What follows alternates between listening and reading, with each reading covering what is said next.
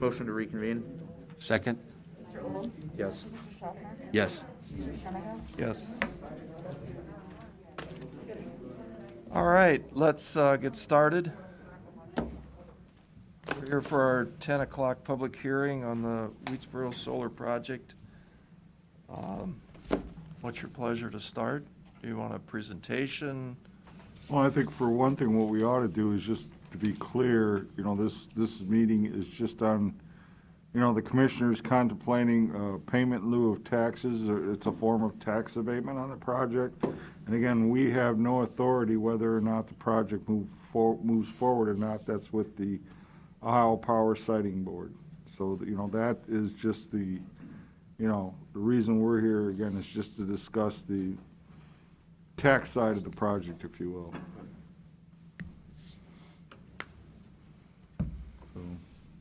So, is there anybody here from Wheatsboro? Yeah, Roger's here. Would you like to be the first sacrificial lamb?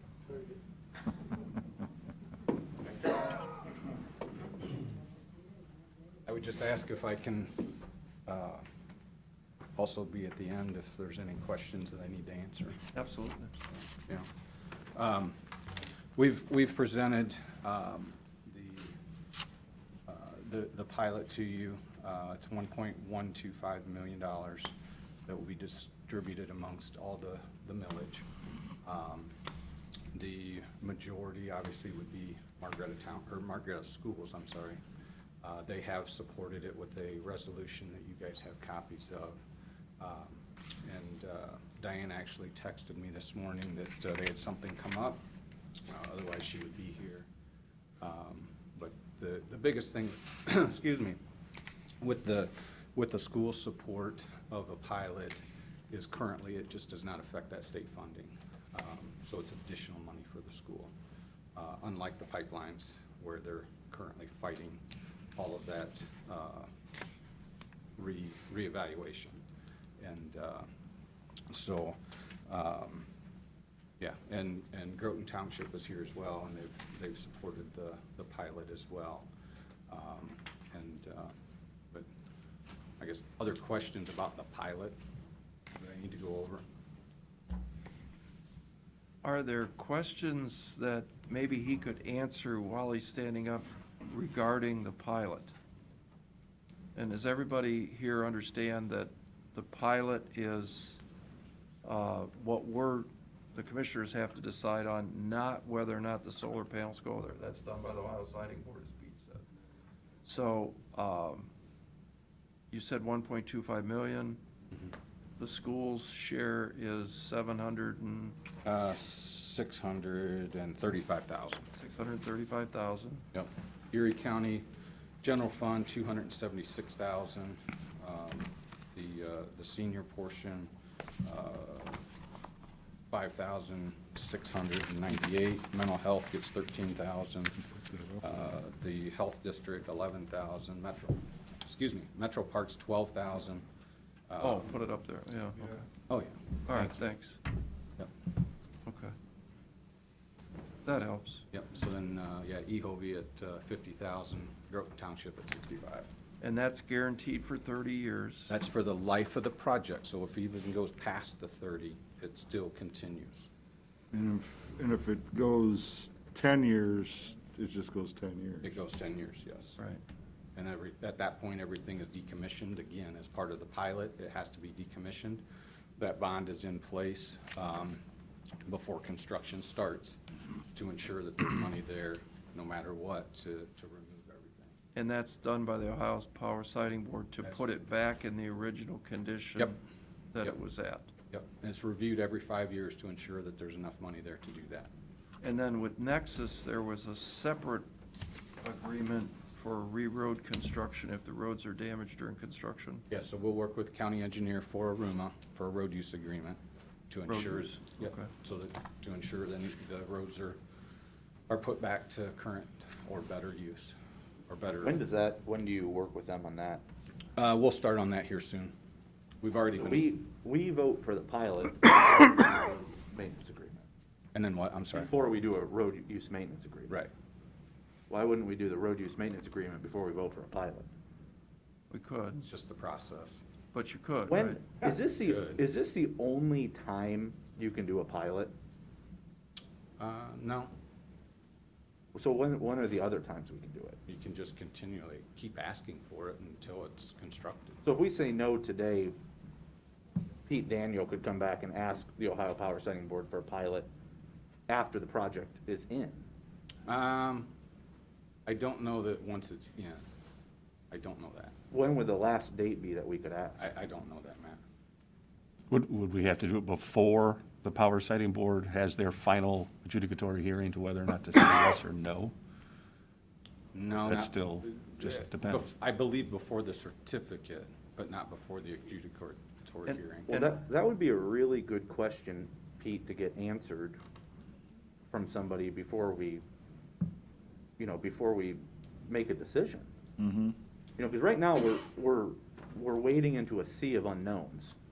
We don't really know how much this is how much money this is gonna generate. We don't really know what the value of it is going to be. We don't know how many panels are gonna be put up. We don't know where the panels exactly are gonna be. We have a piece of property they're gonna be on. They're gonna be within these boundaries, but we don't know how far back, and we don't know any of that, right? Yeah. I mean, there's a minimum setback, but We do know most of that. most, but we don't know all. Because we have the panels, which that's part of the permit, that's already been turned in. But can that be changed? It can be amended. Okay. Through with the Ohio Power Siting with the Board? approval of the Ohio Power Siting Board. And they have not approved this yet. No. We've sent, I'm just, for the record, Steph, I know the answers to these questions. We've sent this down. Mhm. It's sitting in Columbus. Yep. Under review. You send it down, the next day, you ask them, a person, Apex, whoever, ask the Department of Administrative Services to formally send a letter to the Board of Commissioners asking for the pilot. Mhm. Same thing we did with the wind project. Yep. We have 30 days, we can ask for an extension, blah, blah, blah. But in your application, just like for the wind project, it's changed as times went on. It's not the application you turned in on day one, Mhm. correct? Okay. So, I think the variable that I didn't, that I asked you last time is on the 125 megawatts. Mhm. We don't, when do we know that it's 125 megawatts? Because I said, well, what happens if you only build half of that? You said, well, we wouldn't do that. Right. But we really don't know that. We would know that at certificate, And that will be when? ask Power Siting Board. Do you have, 6 to 12 months from today? from when we turned it in. Which was a month ago. Month ago, yeah. Okay. Yeah. So, But the only thing that's really gonna change that from the 125, like I had said before, is if there's something that they see in all the studies that we did, or the additional studies that they may ask for, yeah, that they're like, hey, this 10 acres over here, we can't put panels on, or for Yeah. whatever reason.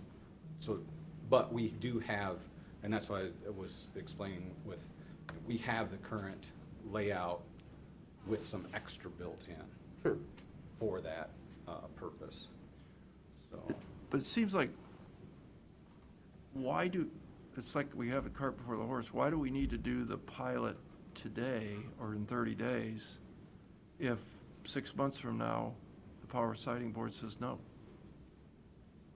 if they say no, then nothing's gonna happen. I So agree, it but doesn't matter. can we just wait till they say no, yes or no, and then decide on the pilot? I don't know that. Seems like that would be the smart. Well, move. I think the I smartest. just don't, Well, I think another question is, have we seen, and I don't think I have we seen what the proposed tax valuation is without the pilot? We did with the windmill, we saw the graduated depreciated schedule over 30, or with the wind farm, but I don't think I've seen it. Do you have that? no, we don't. And I mean, I noticed there's nobody from the county auditor's office here, am I right? Is there someone hiding? No.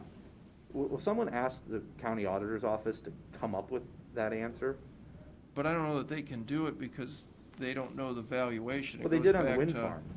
Yeah, they Well, did it for the turbines. They but- kind of have a, But it depends how many if they're gonna do 125 megawatts or they're gonna do 50. And a lot of that'll depend on until construction is done to know what that evaluation is. Yeah, I mean, it'd be a guess at this point. Right, right.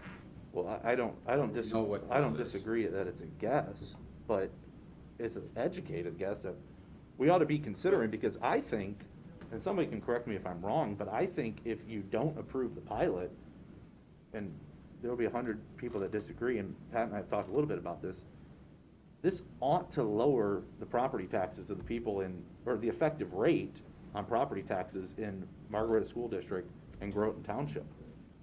So, I mean, I can see why the school district would be perfectly for the pilot. Pilots are set up to pit school districts against boards of commissioners and township trustees. There is an advantage, a distinct advantage to the school based on their funding. But I don't think there's an advantage to the county. I mean, yeah, you can say $200,000, but I mean, that's a rounding error in our world. I mean, it sounds like a lot of money, but it's not. So that's what I want to know. I just think that the township and the commission ought to think about this from the perspective of plopping that much investment into Groton Township is a big deal. And it probably will lower I guarantee it'll lower the effective rate of the property tax. And I think that should be considered too in this discussion. But we don't have that sheet of paper in front of us, and we're asked today, vote on a pilot. And, I mean, we've kind of asked the county auditor, and he won't provide the information, which is disappointing.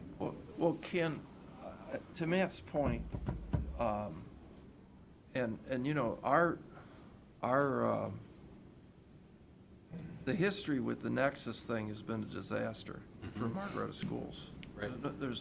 I mean, we met with them the other day, and It's appeal after appeal. it's terrible. Right. I mean, and it's costing the Margaretta school district taxpayers money now. And that's one thing without the pilot that Right. I know is gonna happen. Right, because, Of course. you know, for those of you here, Nexus said you're gonna get this much valuation, and then they gave us this much, the minute they started piping gas through there, they said, oh no, we're gonna appeal. They went down to Columbus, and that's where it's stuck on the tax appeal process. In the meantime, the schools loses the difference in the money. So now, instead of the school getting, round numbers, $1 million from the state, now they take the difference on, if Nexus said you were gonna get $1 million and now you're getting $300,000, they take the $700,000 off, and all of a sudden, poof, the school loses $700,000 in state funding. So the pilot, the reason the schools want it is the pilot now, that doesn't talk about that. If they get $700,000, the money just goes to the school. It doesn't affect the state funding. Well, that's partially true. They will receive a check for the difference once it's sorted out. The piece that they don't get is how it affects their formula of funding from the state side. The property tax side will get worked out in the wash. Yeah. But that's gonna take several years because of the appeals. I get that. It does affect the funding that the state provides on a per pupil. Used to be $5,700, now it's probably $6,000 per kid. So that piece does get tweaked. I mean, there's no question, that is a problem It's a big- in the state. yeah. It's not a huge, no, it's not big. That's a problem. The bigger number is the property tax valuation, and that gets sorted out once the tax commissioner bangs the gavel and puts a price on it. I'm not saying Nexus can't go back next year and appeal it, because they can, and they will. They will. But that will get sorted out. I mean, that's just money delayed.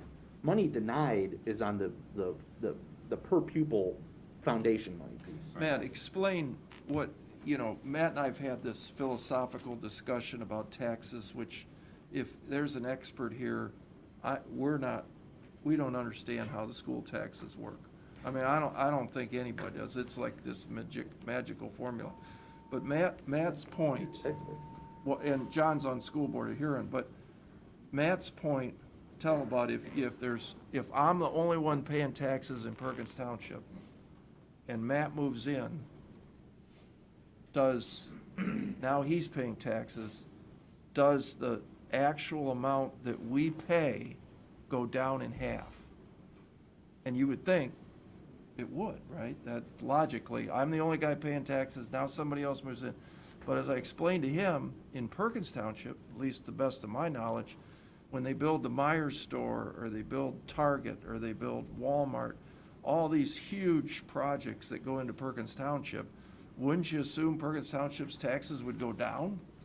You know, because now they got millions more dollars coming into Perkins Township, but it doesn't. I don't know, my taxes keep going up. Well, it's also based on the valuation of total property in Perkins Township, which is substantially more than the total valuation in Groton Township or the Margaret School District. Right, but still, you would still see, the needle would move somewhat, and it never seems to move. It always seems to go up only. Well, no, I'm pretty but- sure most of the school district levies, I think they changed the law a couple of years ago, but most of the school district levies are collecting a dollar amount. So the schools will go to you and say, we need a 10 mil levy, and it's gonna bring in $1 million a year. It's gonna bring in $1 million a year for 5 years, 10 years, period. Yeah. And the auditor and everybody's gotta figure out over time, what does that mean? Because we all of a sudden have another 100 houses and 4 businesses, but that levy for the school gets that set amount.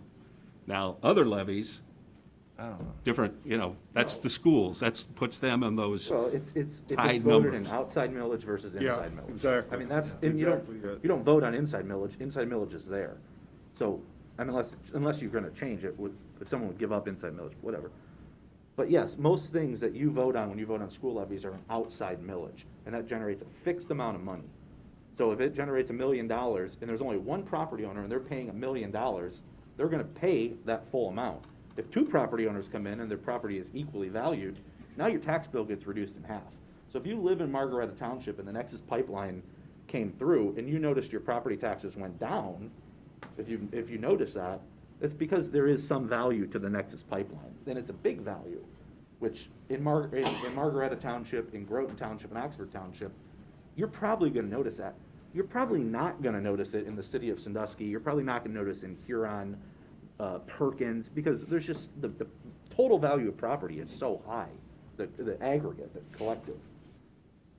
So, that's my question, and it's philosophical, but it's also practical. But my point is, we simply don't know, because nobody will give us the proposed depreciation schedule over 30 years. yeah, because the basic difference is, we either accept the pilot and that number is what it is, or, as we denied the pilot for the wind turbines, whenever it's built, there'll be a valuation on it.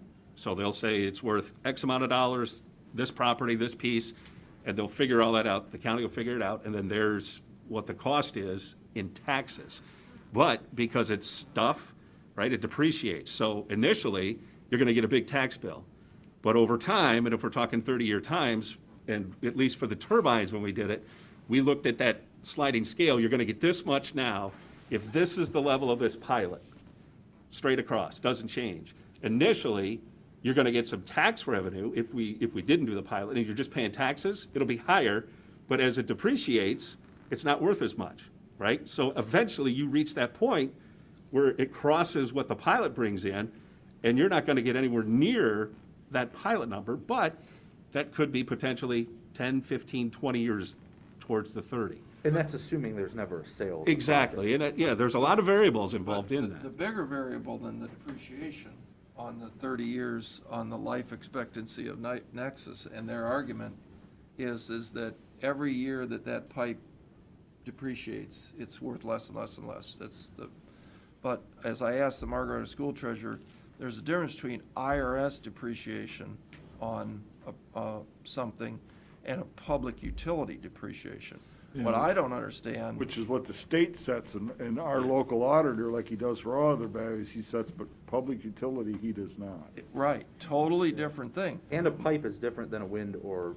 I agree, but they're still producing electricity, and the electricity is monitored under a utility, and I would assume a utility, Dennis, doesn't depreciate. So, The maybe value- this is a great segue into The value of Dennis. utilities Come on being up, you have to introduce yourself. And really quickly as well, I don't know if you can hear me. This is Nate Fetter with Apex Clean Energy working on Weedsboro. If you have questions on depreciation or taxes related to Weedsboro or the pilot, I'd be happy to answer those as well. Sorry that I can't be there in person. Well, I Have think, the tax valuation? yeah, do you have, what Matt's asking for, which I think is a great question, if you develop 100, I'm going to use an example. If you develop 125 megawatts, the valuation, the market value of that is X, and your proposed taxes on day one would be Y, and then tell us what happens in the next 30 years. Can you run a sample scenario so that we can make a determination whether that's a better idea or taking the fixed cost is a better idea? I believe I could run that scenario. There is a defined depreciation schedule that the state of Ohio uses. The one caveat with that, and it's the same as the caveat that existed for the pipeline, which is causing that issue there, is that is the state-defined depreciation schedule that's pretty independent of real-world considerations. And so that's how then you saw at the pipeline the appeals on that valuation and the decrease in revenue of taxes from the pipeline. And so the same thing would likely happen for the panels, where there is the state-defined depreciation schedule. An appeal process would occur. Whether the appeal wins or loses, who can say? But if it were to occur, you'd see the same issues that are occurring with the pipeline, where there's issues with the state funding as well as the schools having to repay some of those back taxes.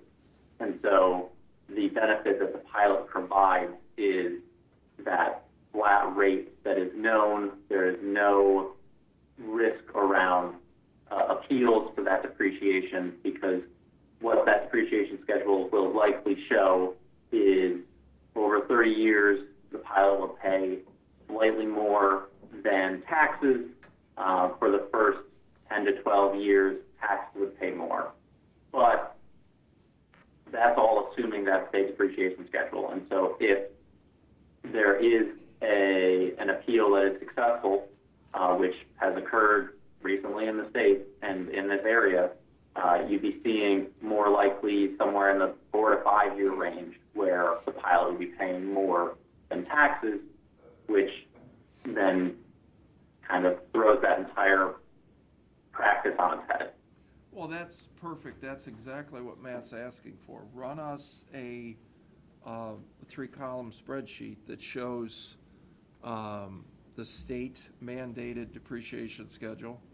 The next column shows the pilot, and then the third column shows a what if you win the appeal scenario, and we could look at that over a 30-year period and make an educated decision. So we're giving. I'm not 100% sure I can come up with what those appeal numbers would be, but I'll work on that and see what I can do and try to get that to you here in the next week. The one other thing, I know you were asking about that 125 megawatts. In theory, that could drop, but I'm very comfortable saying that we would not be likely continuing on with this project if that was to drop beyond like 120 megawatts. You know, we have an interconnection position with the utility for a set nameplate capacity of 125 megawatts, and for us to drop that significantly changes then we have to still pay the same amount for interconnecting the 125 megawatts, but if we're only interconnecting 80 megawatts or something, then that calculus for is that interconnection payment worth it changes. And so I can say, you know, with near certainty, this will be 125 megawatts. Sure, that makes sense. Yeah, I mean, I think if you can provide that information, that would be extremely helpful to me. Yeah, This is Matt. I'll work on that. Okay. Because it's just another reason, when you look at the property value part of it, that's where another lack of local control that we have over the process, because it's a utility. So normally, I'm on the Board of Revision. There's myself, the treasurer, and the auditor, right? So if you have a property tax dispute, right, you're like, what, my taxes, that's too high. You come to the Board of Revision, and it's 3 local people who you get to come before, talk to us, tell us why, and we say, yeah, okay, you're right, or no, you're not, but that's local control. If we're in the property tax side of things, and with Nexus, it comes through, and the bill comes in at $10 million, and the company's like, heck no, that's crazy. They're gonna appeal, just like you would with your personal, but now, that totally bypasses us, goes right to the tax commissioner. So we have no say over that process on why you're appealing, why you think it's what it is. And that's just another reason that it's a pain in my backside, because we have no control. The local control is just gone, and we can't have a say in that specific process for it. All right, let's move along, and Yeah. want to give everybody a chance to speak. So Dennis, you've had your hand up for a while. Would you like to?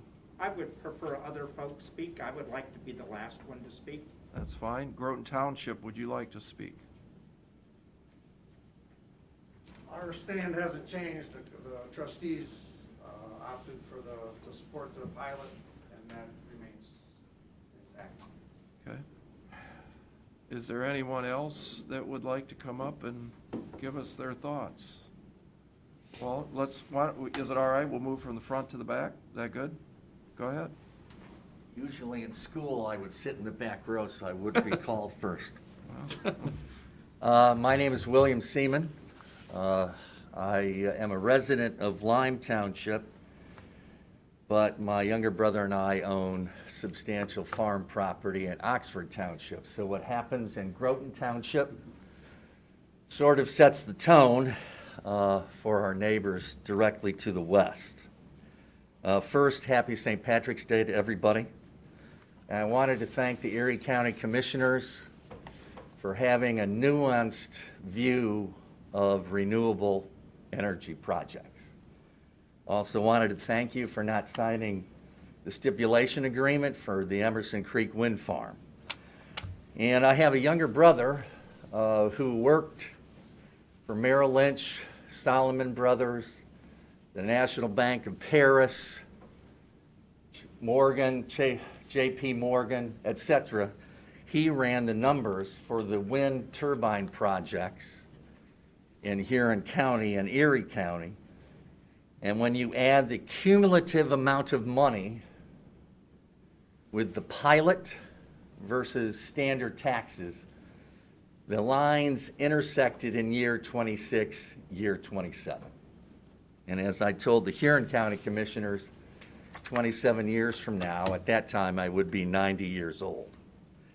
Okay, I have just a few things to mention. And basically, it's under the heading of, with whom do you want to do business in Erie County? Do you want to do business with a company that secretly leases property for years before making their project public? Do you want to do business with a company that wants a tax break, but euphemistically calls it a pilot? This is similar to the Biden administration that calls a tax increase a budgetary enhancement. Do you want a company whose representatives state that if the tax break is not granted, that they will go to the necessary adjudicative officials to readjust the depreciation schedule, postponing any alleged tax receipts by local agencies? And then why would a state, which is Ohio, with the 7th largest economy in the United States of America and the 27th largest economy in the world, want to do business with this company? So I would just ask you at this time, please do not grant a tax break for the Wheatsboro Solar Project. The company wanting this has yet to earn it. Thank you. Thank you. Thanks. Next. Anybody else? Oops. Sorry. Hi. Hi. Take my mask off so I can talk. Sure. I'm Patricia Didion, and I reside at Williams Road, Bellevue, which is in Lime Township in Huron County. and thank you for having me here today. Actually, I live very close, within a mile of Erie County and Erie County lines between Lime and Groton Townships. I also was a resident of Erie County some 23 years in the past. Currently, I happen to be in the Emerson Creek Wind Project footprint. I am opposed to both wind and solar developments, as they will change our residential agricultural landscape to that of an industrial one. Agriculture is Ohio's largest industry, and we cannot afford to lose any more rural agricultural land. The solar farm panels will negatively impact neighboring properties, homes, and landscapes, and decrease their real estate values significantly. They also have the potential to negatively impact a person's health and well-being and cause concern for one's safety. Wildlife habitats, drainage systems, waterways, and telecommunications also will be disrupted. There is no need for solar farms. They are not an efficient, economical, self-sustaining source of energy. We do not need to create more energy to sell to foreign countries or out-of-state companies. Ohio has other much more productive and reliable energy sources. Our tax dollars are paying for and supporting the planning and building of these solar projects, as they do rely on governmental subsidies. Likewise, there is no need for payment in lieu of taxes arrangements. Recent studies and statistics have shown that much greater financial rewards are gained over the years by relying on the usual property taxes. There is no need to supplement or offer discounts to solar projects. The county and the people need the tax dollars. They do not need to support the wind company. Please do not award a payment in lieu of taxes designation to the Wheatsboro Solar Project. And thank you for your consideration. Thank you. I have copies here if you would like them. Sure. Sure. How about now? Thank you. Thank you very much. Thank you.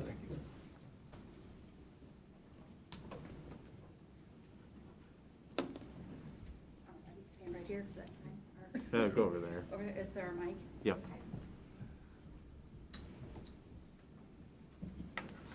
Yes, I would like to thank you for having this public meeting. It's nice as a resident to be heard and listened to.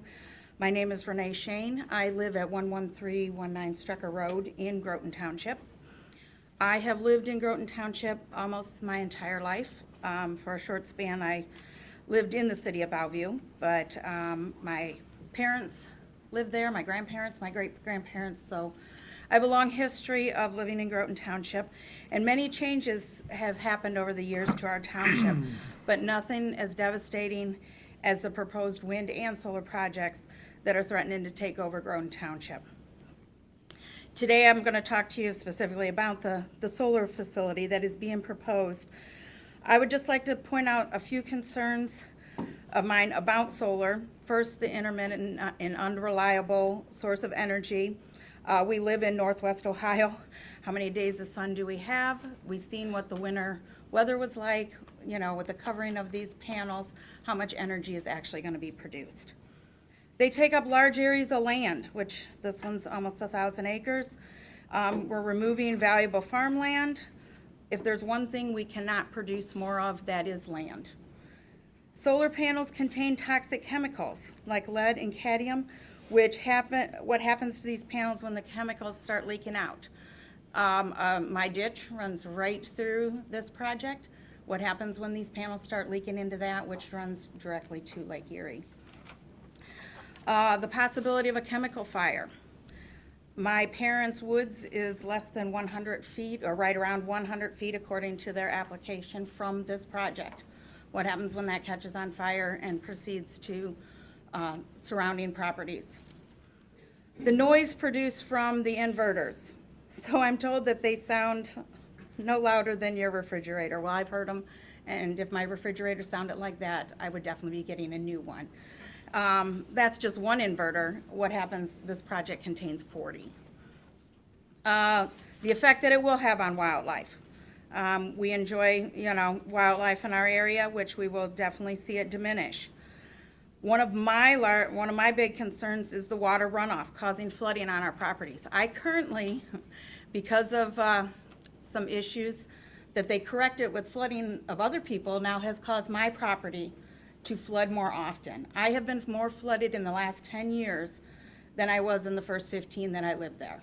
And probably in the other 60 that my grandparents lived there. And I'm afraid that this flooding is going to get even worse with the runoff and that. So let's see. I guess the big thing, because it's a pilot, is the decreased property values of homes in this area. When I look out, I know my property value will decrease. I'm going to be, and several others are going to be like they're living in a jail, because you're going to have these 6-foot fences with a foot of barbed wire on top. And unfortunately for some homes, they're much more surrounded than my own.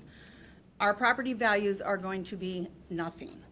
So that does decrease the tax value for the county. Let's see what else. Another thing that it will discourage people from moving to our township. We've already had people say that they will definitely move out of our township if these projects come. So you will see, people leaving, maybe empty homes being left, because they are going to be worth nothing. So I thank you for having me. I'm asking that you deny the pilot as of right now. And thank you. All right, thank you. Thank you. Anyone else? Yeah, come on up.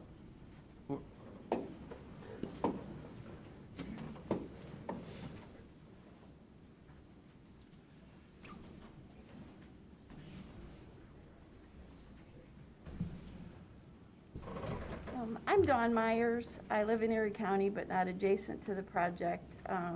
My mom and dad's home is going to be surrounded on 3 sides by it. And I share all of the concerns that have already been mentioned by everybody that has already spoken. And I didn't really come prepared to say anything because I've already sent an email to the commissioners or a letter. But one thing that really keeps coming into my mind is a concern about Apex has, they have stated that they will probably sell the project after developing it. And I just wonder how many of these assurances that we're getting from them are even worth the paper they're written on if it gets sold to another company. So I'm also concerned about, my parents still use a well. I'm concerned about the same issue that was mentioned earlier about panel breakage and leakage of heavy metals or other toxic chemicals affecting their well, or even possibly having the water supply disrupted by the pile driving and stuff that is going to happen. So guess that's all. Oh, I also wanted to ask a question that I just forgot. Oh, how long do the commissioners have to consider before you have to approve or deny the pilot? I think it was 30 days. Yeah, but you can get extensions, and that's, we had the discussion today about, if they're gonna get us some more Right. information. I think I said last meeting, I'm sympathetic to your plight, your mom and dad's plight, because of the proximity around their house. And I had asked the question, if your mom and dad have had discussions, it's kind of curious why they just didn't buy that also. Because remember, we can't stop Yeah, I know. pilot, or the panels from going around your Yeah, we mom and dad's know. house. We can't do We're that. just against we want to ask you to deny the pilot. But let's assume that it's gonna go forward anyway, whether we deny the pilot or not. That's probably not, I think they can make it work either way, I'm probably sure. So let's just assume that Columbus is gonna make the decision, the Power Sighting Board. But have you guys had discussions with them at this point that, would your mom and dad wanna move? Would, they offered to buy There's your house? been no offer to buy the house. Okay. I should probably let them answer that. But, to me, that seems like the right thing to do if I was Apex Energy, just because of, and I've asked, is there other folks that are in that situation? And I've been told no. You're like. That are surrounded on That three are sides. surrounded on 3 sides. Yeah, yeah. Because it almost looks like you bought a lot from the farmer years ago, built a house or something, or maybe the house was there, I don't know, but now it's, pretty tight all the way around it. You mean the solar farm will? Yeah. Will be, yeah, Yeah. that's how it looks. It looks that way, yeah. Okay, thanks. Thank you. Next. Yeah. Sorry. Hi, how Hi. you doing? I'm Dave Lepley, I'm the landowner where the project's gonna go, in Groton Township, and I live on 6138 Young Road in Lime Township in Huron County. And the pilot program, I think, is a nice vehicle or have alternatives for the county in a project like this. And I says what it does for the county and for the property around it is it gives you options. And so I'm in favor of the pilot program until you get all your questions answered on the value of the property and that kind of thing. I said, sure, you have a little bit of time to understand, how it's going to impact the county and the residents around. But I do think over time, the way Apex had calculated it, they have to be honest of what they think the value is going to be, and they understand what the depreciation is at the state level. So I really do think that they're trying to look out for the county as well as our residents. I mean, we had ample opportunity to negotiate our contracts with them and values and things like that, and I really do think they're a fair and honest company coming in, and they'd be a great asset to Erie County. All right. All right, thank you. Thank you. Thank you.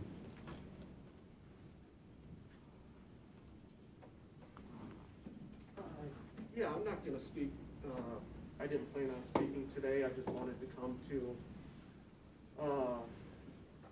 become more informed of the project and the details of the project, but I just wanted to say that I agree with a lot of the remarks made by Renee Shane. I live at 8012 Southwest Road, so it'd be the very western edge of the solar panels. There's just I feel like a lot of things that I spoke with Apex about, representative from Apex, that, didn't have details of the project. But I would probably be one of those examples of a resident that would probably move out of the township just because of what it's going to do to my property value, and just the fact that I have a 2-acre lot. It's not much, but we moved out there and put a lot of money into that home, a lot of hard work and a lot of money into making it our own, and thinking that it's going to be our forever home, and it's just not something that we want to stare at and look at.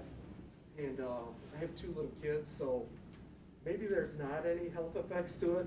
I know there were some power transmission lines that moved through the area, and I know being too close to those can be cancer causing.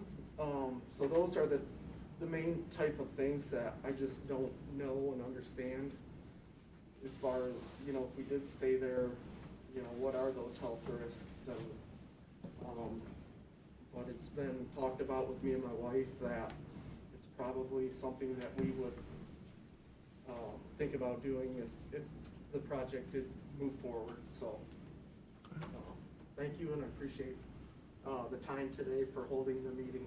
All right, thanks. Thank you. Anyone else? If everyone's done. Oh, I just have a question. I know that you said that you can get an extension on the time that you have to consider the pilot. The reason why I was asking is because we were going to start collecting signatures. The last time we came to a meeting, one of the commissioners said that if anybody else was against it, it would be helpful to have them write a letter. Is like signatures on a petition with addresses and names helpful too? If we do that?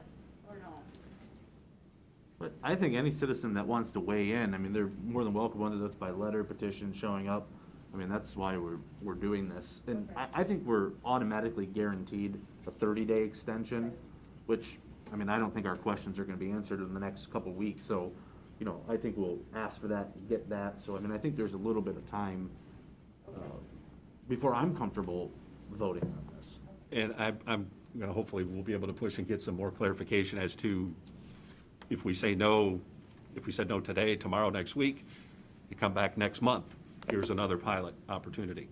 If we say no, okay, there's another pilot opportunity. We realize there's a window in each one, okay, but I would like to know more about that process. Can we wait until, you know, the Power Siting Board acts or not? Or do we have to do that beforehand? Yes, sir. I'm Jeff Robinson. I live at 11504 Strucker Road. I'm south of the proposed solar project and north of the proposed wind project. So we're kind of sitting in the middle of these two things that different companies are wanting to mess with. I'm not in favor of either one of them. I've been in the township for about 20 years now, Oakland Township. And I'm not happy with what's happening in our township. Nexus pipeline, we don't know what's happening underground from any given day, what could be leaking, what, you know, what the aspects are if something goes wrong underground. Patent Track Road has a substation out there, and they just put new power lines from Patent Track Road to a substation on 269 south of, or north of Strucker Road. Those power lines go north of Shane's and Eisenhower's property, and different ones all the way down through there. It was about a month ago or so on I'm thinking on a Saturday night or a Sunday night, we were in our family room, and my house faces north. Those power lines are north of my property. Those power lines started arcing probably about 9 o'clock, 9:30 at night. Like I said, we were sitting watching TV, and my daughter saw it first. She was sitting in a chair in the family room watching TV with us, and she noticed it. So I watched out the front windows on the house through our foyer area, and I saw it happen again. So I went outside just to see what was happening, because I didn't know if it was lightning or if it was something off those. I wasn't even thinking the power lines at the time, but it was the power lines. And those power lines flash again another 1 or 2 times within a matter of 10 minutes. And the humming noise coming off of that, I'm not sure what it was, as I'm by far not an electrical genius, but the power lines actually were humming. So you know there were surges in those power lines. And I'm not comfortable with what's going on with the wind, the solar. I don't think we need that in our neighborhood. We've got a lot of folks that live in that general region of where these projects are taking place, are proposed to take place. My view is we should not pass this project. Okay. Thank you. Mhm. Thank you. Dennis? Everybody else is done.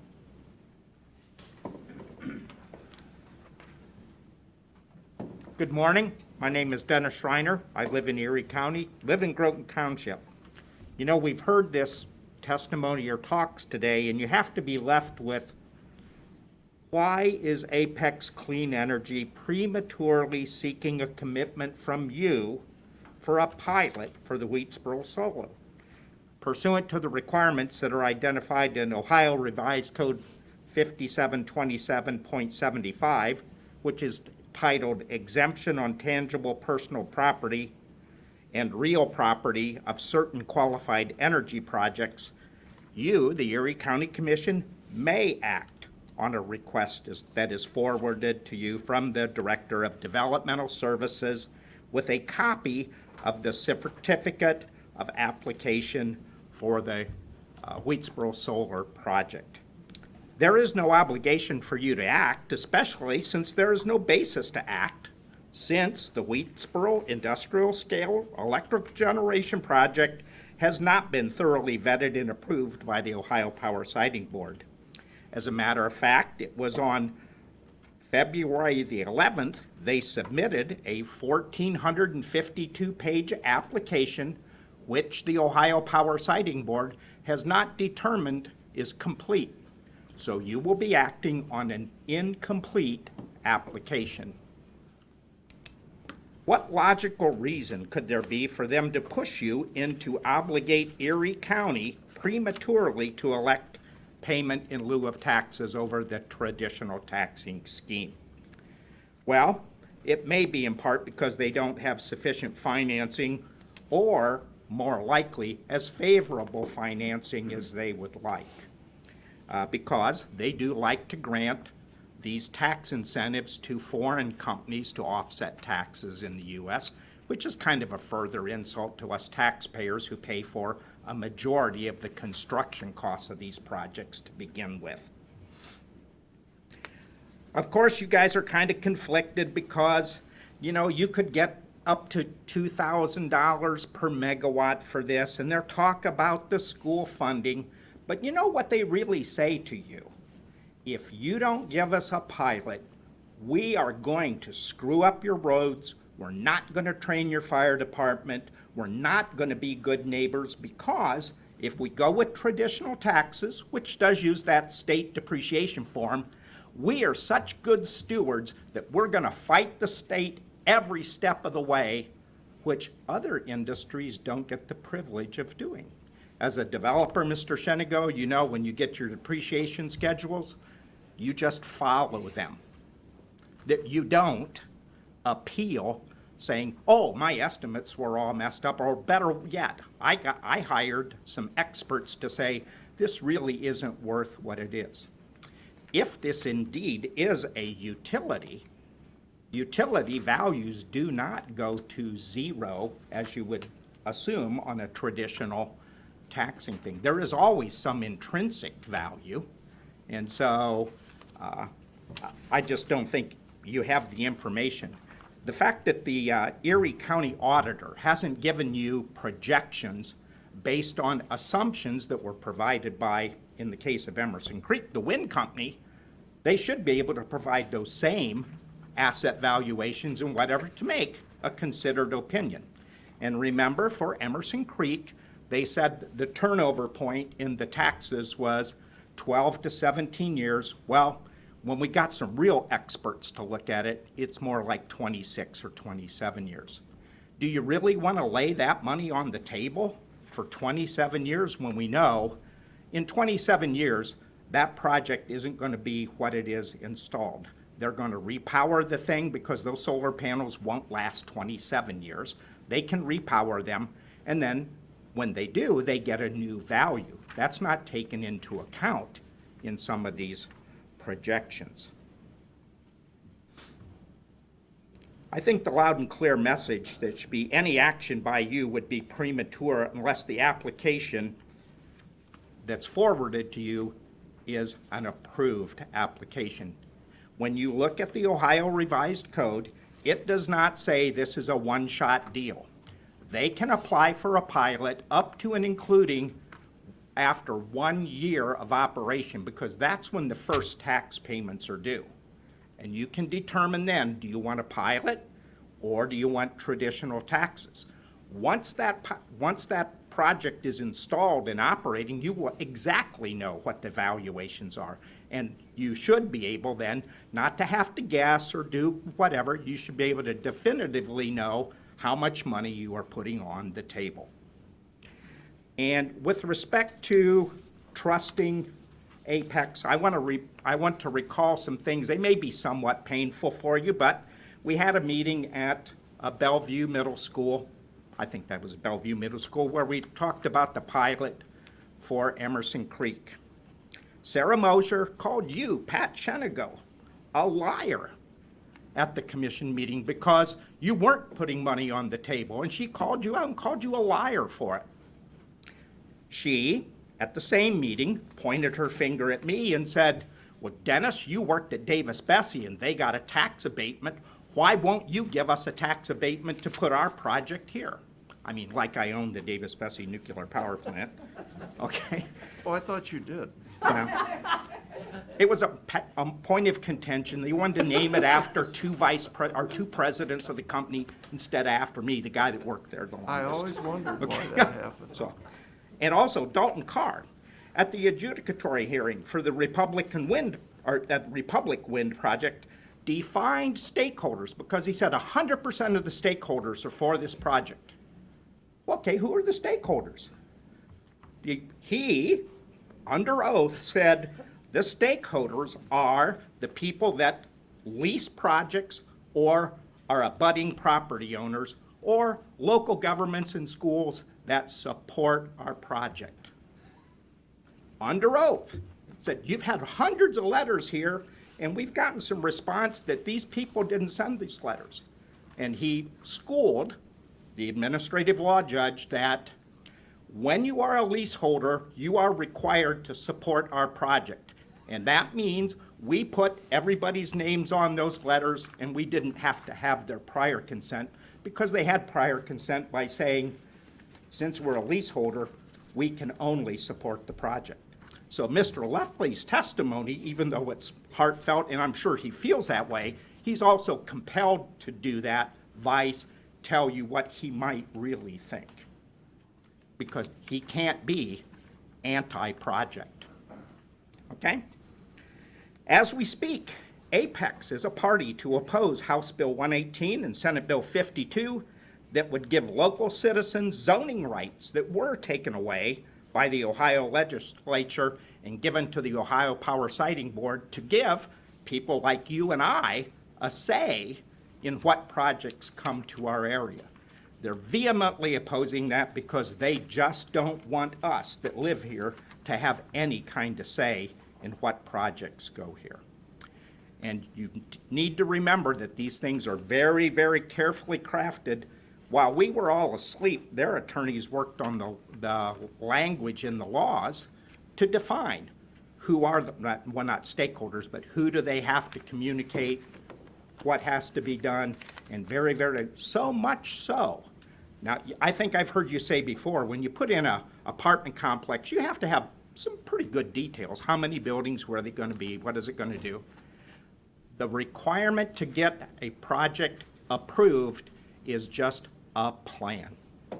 That's it, a plan.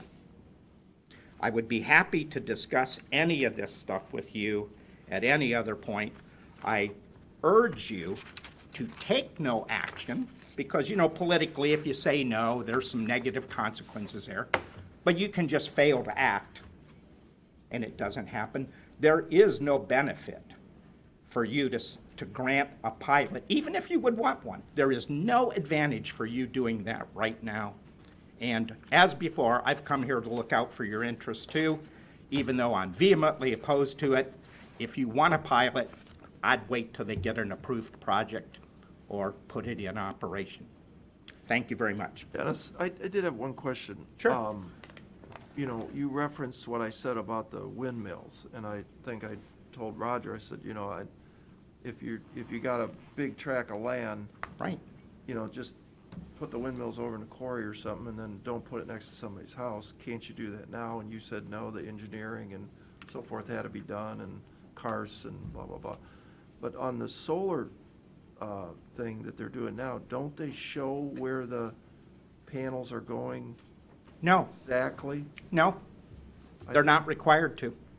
But I think they have. The only thing that supports those is a 10-foot piling that's driven into the ground. And for the wind turbines, there isn't the complex setbacks for solar panels as there is for wind turbines. But on the other hand, these folks over here, they've got a piece of paper that shows the panels right on three sides of their home. That's their plan. As you heard Roger say, well, as we evaluate this, we may or may not put them here. We have extra land to move it around. You don't know where they're going to put them because they haven't committed in writing to do so. Huh. And that plan that they're referenced has not been approved by the Ohio Power Siting Board as being complete. So what are you talking about? where you're talking about nothing because it doesn't exist.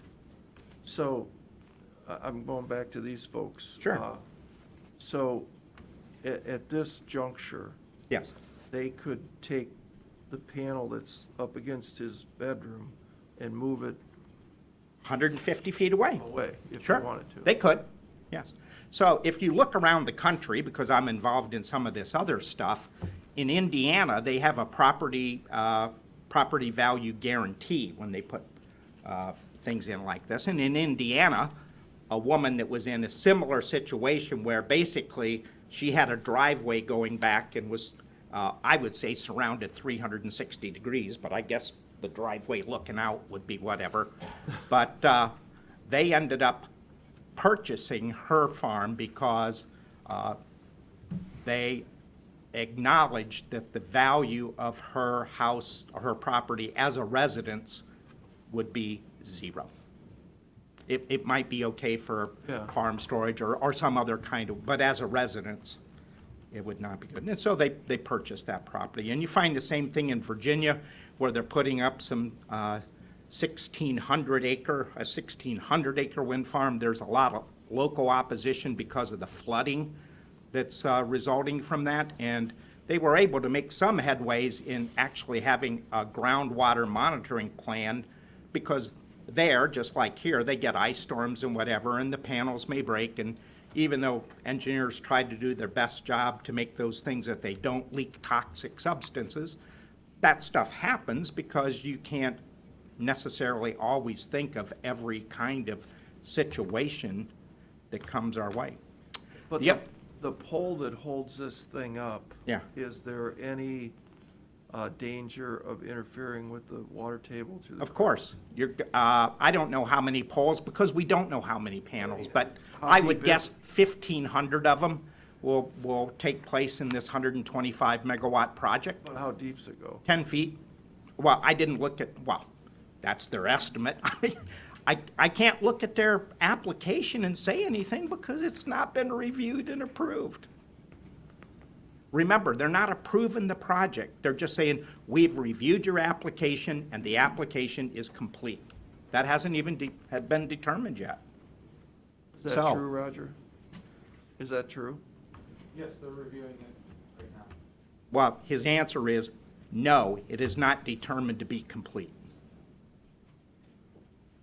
They are currently reviewing And it. Commissioners, I'm still here and available if you have any questions. I'm happy to respond to any of those. Well, is he right? The application was submitted about a month ago, and the Ohio Power Siting Board determines completeness after about 60 days after the application has been submitted. So they have not determined completeness yet, but we're anticipating that completeness determination to be issued in early to mid-April. So they submitted it on February the 11th, and I've looked back historically over applications submitted, and the Ohio Power Siting Board has almost always used the entire 60 days because it's quite a feat for their limited staff to be able to review this stuff in 60 days. So, and at times, they've had agreement to extend beyond the 60 days, but generally, you're not going to get an answer before 60 days, which would be somewhere around April the 11th. So Yep. why Yeah, would you that fits act, into the early to mid-April estimate. why would you act on something that doesn't legally exist? When there is no provision in the law that says this can happen one time. They can submit a request for pilot as many times as they want to, and I really wouldn't burden yourself with resolutions and asking for extensions and whatever. Just say no, or better yet, just do nothing. It goes away, and when it needs to be renewed, they can apply for a pilot. Okay. Anyone else?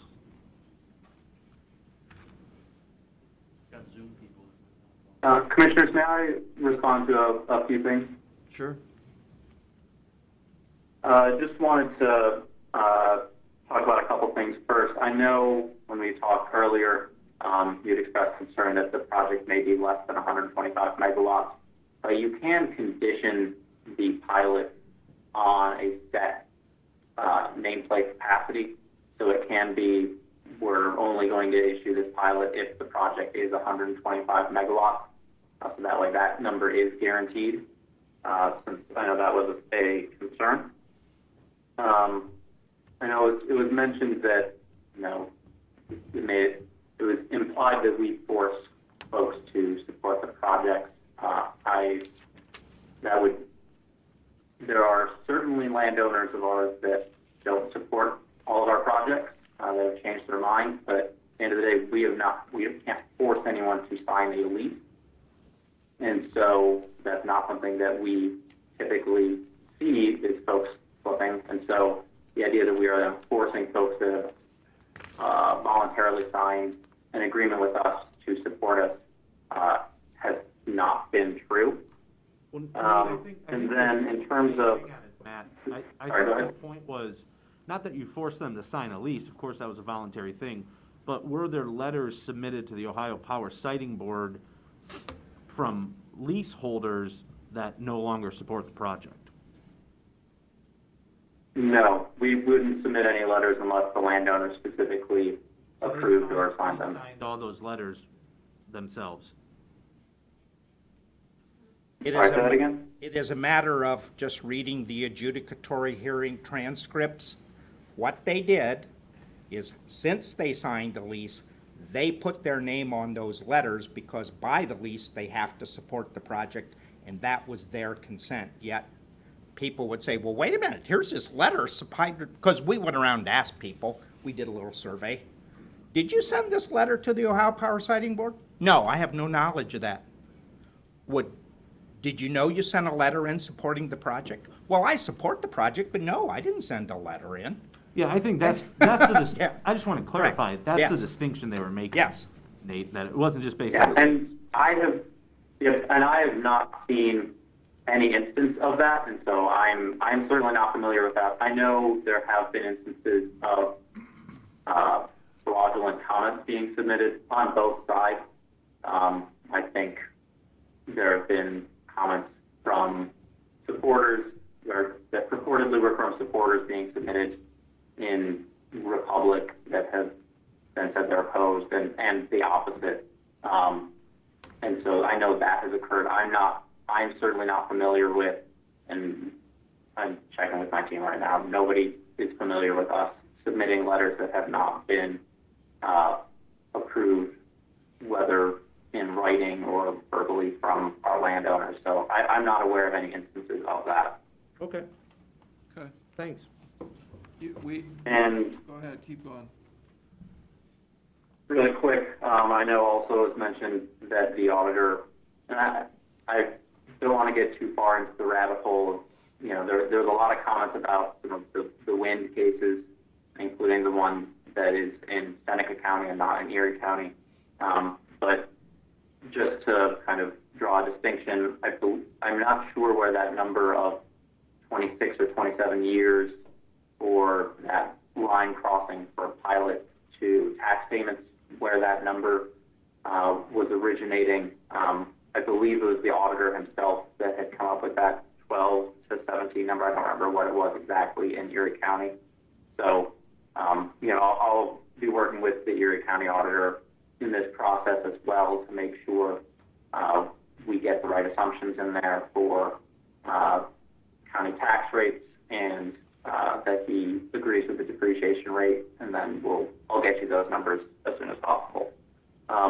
Also on whether we'll be a good neighbor with or without this, we're working with the Erie County engineer already on a RUMA for the Emerson Creek project, where we don't have a pilot.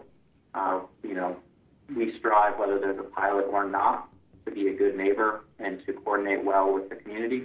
And so the pilot is a means to require us to sign a RUMA, so it provides that leverage to the county.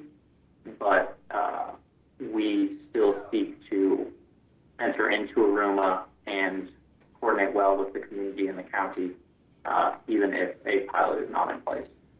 So the other thing is, every wind application submitted in the last 3 years, whether there's a pilot or no pilot, the the application has a statement that says there shall be a RUMA, a road use and maintenance agreement, as part of this Well, same certificate. with Nexus. So, One question that they seem to be bringing up, the integrity of Apex. So I was wondering if you have other projects, and they don't have to be in Ohio, anywhere, that you have good neighbor agreements or some folks that said, yeah, we were opposed to it, but now we think it's good. Now that it's there, the solar panels really didn't devalue my property, my solar panels. well, you just need to look at Van Wert. Van Wert had some wind turbine development. Remember, their turbines are a couple hundred feet shorter than ours. Let's not get into turbines. That's an easy one. But the solar Okay. panels are, they're not making birds and stuff. But have you guys done other solar projects? Apex? Yes. I mean, lots of them? Not a ton. I believe we're at 3 projects right now. And they're up and More running development. today? Yes. And Do they did you use a pilot for them or any equivalent mechanism? I'm not aware of the tax structures in those localities. I didn't work on those projects. I know at least that one of them would have some sort of pilot agreement in place. And that would be in Virginia. We also have a project down in Texas that was built in coordination with the Department of Defense to provide power to Fort Hood. I'm not aware of the tax structure in detail for those projects, though. Most of the states do not have payment in lieu of taxes. yeah, I'm not even I think we're capable, once we see the numbers of Right. deciding on the pilot. But what I'm more concerned is these folks, they don't know what they don't know at this point.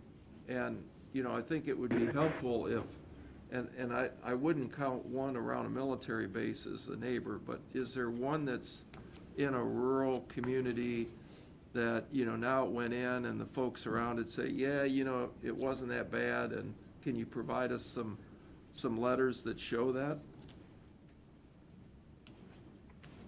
I have not I know that's a had big. that. Yeah, I'll have to ask around. I'm not familiar with all of our projects. This is my primary region that I've been working in, so not 100% sure. But I'll work on. The request is largely for letters from folks that aren't specific landowners that Weren't don't have an affected. issue with the project once it was built. Yeah, I mean, Remember, if he's dealing with landowners under lease, they're going to tell you it's the best thing going because they need that's to. why I said people around it. Yeah, yeah. Yeah, and that's why I said you're looking for landowners that are not under lease, that don't have panels on their property. I mean, most developers have to go through this, that when you go to develop a Yeah. piece of property, everybody's against it, it's gonna flood my property, it's gonna do all these bad things, and then, 10 years later, you go back there and, it Sure. is what it is, it's fine. Well, if Yep. I could I have think we the can last, get some letters to that effect. I still have a question. Is this project, Yep. will this go forward without the pilot? If we say no, does this project go forward? Yes.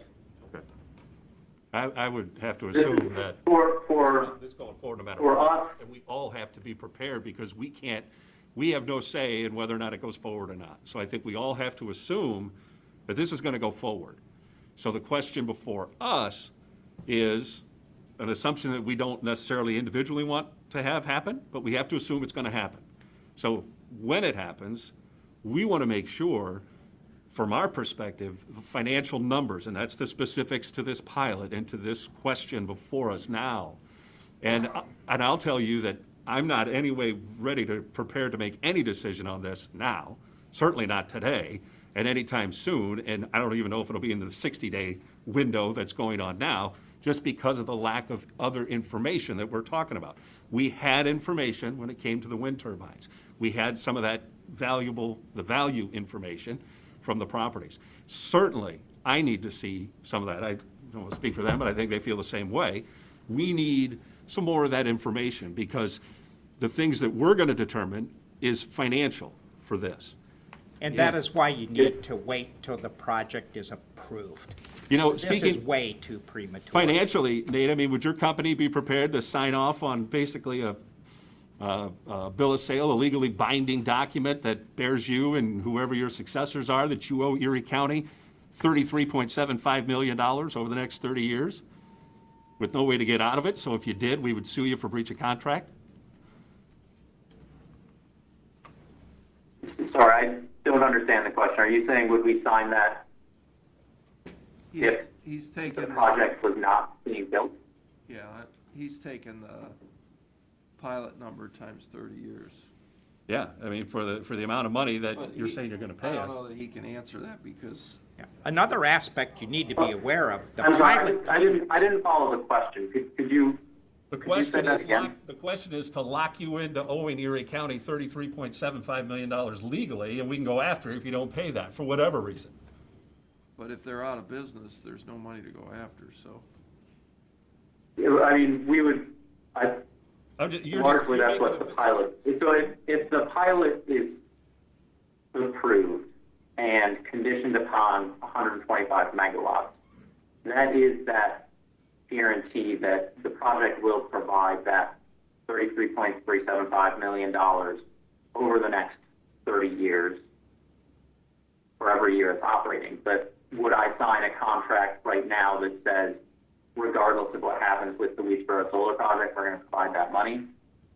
No, I can't imagine any business in their right mind would agree to provide tax payments without a guarantee that their project, their facility, their store, whatever it may be. You just answered my question because you're asking us to do the same thing. You're asking us to guarantee that we're going to make these people whole for 30 years. The other thing is the pilot is based on 2011 dollars and hasn't been adjusted since then. If nothing else, and you guys have a lot more influence than maybe you're letting us know because you do know legislators and you do know other people in government. And what you can do is you can petition to get that pilot value changed. You can get more leverage by holding off and, like he says, negotiating the terms once you know what the project's gonna be. Okay, The other thing is, this shouldn't be believe Dennis Schreiner or believe Apex. You really should call the Director of Development Services or go down and meet with him, but make sure you ask the correct question. Right. Is a pilot determination a one-time deal? When can a pilot be elected? Obviously, it could be elected right now, but what about 6 months into the project, once the construction is underway and you know exactly what's going to happen, what the megawatt, because they could get a supply chain outage and not have the panels to put in there. Remember, it's up to 125 megawatts, okay? So I would wait till you have something sure to base your decision on. And don't make it a Dennis versus Apex thing. Let's go talk to the state government. Let's talk to these directors instead of being caught in the middle here. all right, thank you. You bet. Thanks. Yeah, we'll work on getting these numbers to you, and then just keep in mind, we can always condition it on a set minimum of megawatts. All right, well, thanks, everybody, for coming. What, you got more? Yeah. Go ahead. I'm sorry? Oh, we got to ask if anybody can Zoom. Got people on Zoom. What we got? My name's Jeff Bone with Bone Farms. We're part of the project for this. I just wanted to have it put on record that I, as an individual, and my family support this project ourselves, not because we signed a lease with somebody and they may send letters out. We, as a family, support this project. Also, I take exception with Mr. Seaman's statement about who would want to do business with a company that would ask for a tax break. I wish somebody could name one business that's come into the area in the last 20 years and hasn't asked for some kind of tax break. That's all I have. Thank you. Thank you. Good point.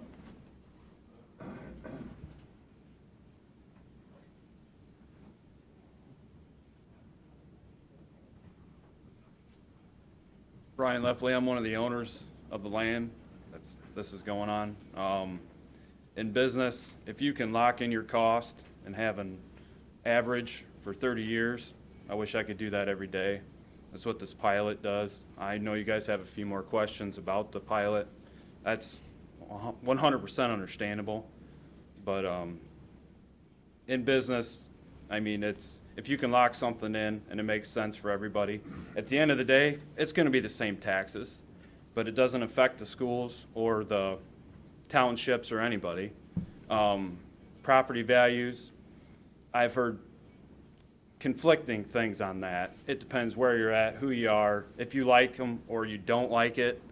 Mainly if you don't like it, everything sucks about it, so that's just the way it is.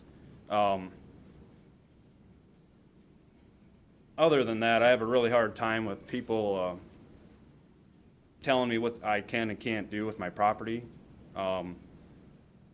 When you guys bought your properties, I did not sign anything that's stating that you guys can tell me what I can and can't do with my property. I didn't state that. If you guys want your views, that's fine, but I didn't sign anything of that nature for your views. And unless you're gonna pay my taxes and pay me, that's the way it is. I mean, I can't tell you what you can do with your property. Nothing. But that and this Senate Bill 52 takes all my rights away, and I have a really hard time with that. Really hard time with that. Well, we just disagree. We do. Well, and it's okay for you to have your opinion and me to have mine. At the end of the day, Right. the legislator will work it out. Exactly. And hopefully, I mean, it doesn't look like they're gonna side with what I want, but I'm not gonna hate them for it, because I've been given a voice. Okay? So That's understandable. and you go testify, you tell them why you are supporting what you're doing, and at the end of the day, we shouldn't be enemies over this. Well, no, We may but- disagree, but we shouldn't be enemies. I 100% agree with that. I mean, half of you neighbors have used my property as a recreational park with four-wheelers and everything else. And that, I love having that, working with the neighbor relationship. I'm all about that. Well, that's good. But soon as this come about, I'm the you-know-what of the neighborhood. Well, that's fine, but it's my property. It is. It's my, I don't think and anybody's this is a disputing huge that business it's yours. decision. This is strictly business. It has nothing to do with pissing everybody off in the neighborhood, period. So, but I support the pilot 100%. If any of you guys have any issues, come see me. You know where I live. 8017 State Route 269. And Apex has done nothing shady. In the last 10 years, we've worked with them on the wind and the solar. We don't get any wind. That's fine. We've still worked with them. They've never lied, cheated, or stealed from us. 100%. And that has nothing to do with a piece of paper. Period. Thank you. Thank you. Anybody else? Well, did you say there's somebody on Zoom? I think there's 6 people on Zoom right now. Can All they right, we're send a going to attempt to message unmute everybody here one at a time. If you have something to say, we'll, They can unmute themselves if they do star 6. Right. all right, so Nate, if you're there, do you have any comments? Star 6, you can unmute. He's unmuted himself before. I already provided my comments. Thank you, though. Good. All right, Amanda? Star 6, if you have any comments. Going once. Amanda? All right, we're going to go to Drew. Star 6, if you have anything to say.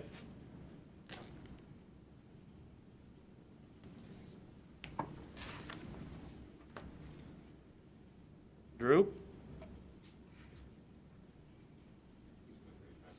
I'm just here to listen. Okay, thank you. Mark? Mark, you're up.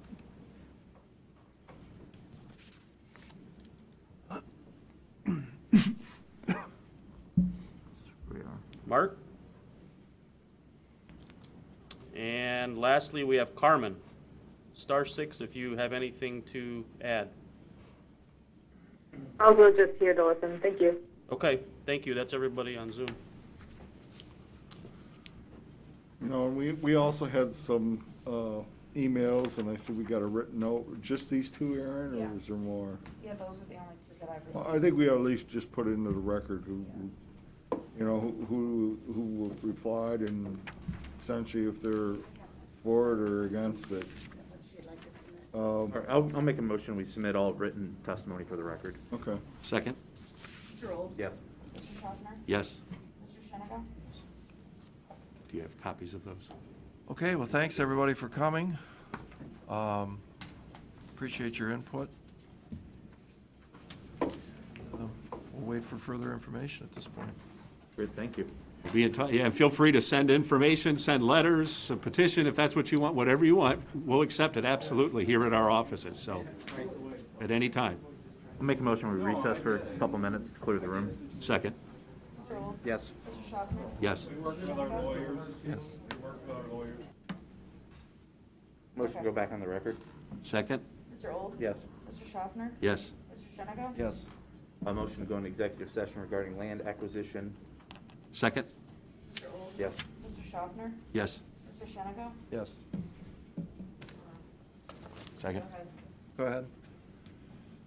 Mr. Old? Yes. Mr. Schaffner? Yes. Mr. Shennigo? Yes. Okay. Oh, Say when. I didn't change that one. Go ahead. So I think what we're doing is we went out and we wanted to look at these bridges that we're proposing to line and do different things. So we've come up with a series of questions. We did not get to the roads. It took all day to do the bridges. And we're gonna do the bridges next, or the roads next, but we got some questions on the bridges. So, we hope we're identifying them right. Do we know now? Because I don't know these roads. Matt knows the roads. That's Camp Road. Okay, and what was proposed for Camp Road 307? That was one of our 5, so that's gonna be a full replacement. But we didn't see anything wrong with it. Go to the next picture. What's the problem with it? The concrete looks brand new. I don't understand why you're not tuck pointing those stones. Why did the stones get to be that deteriorated?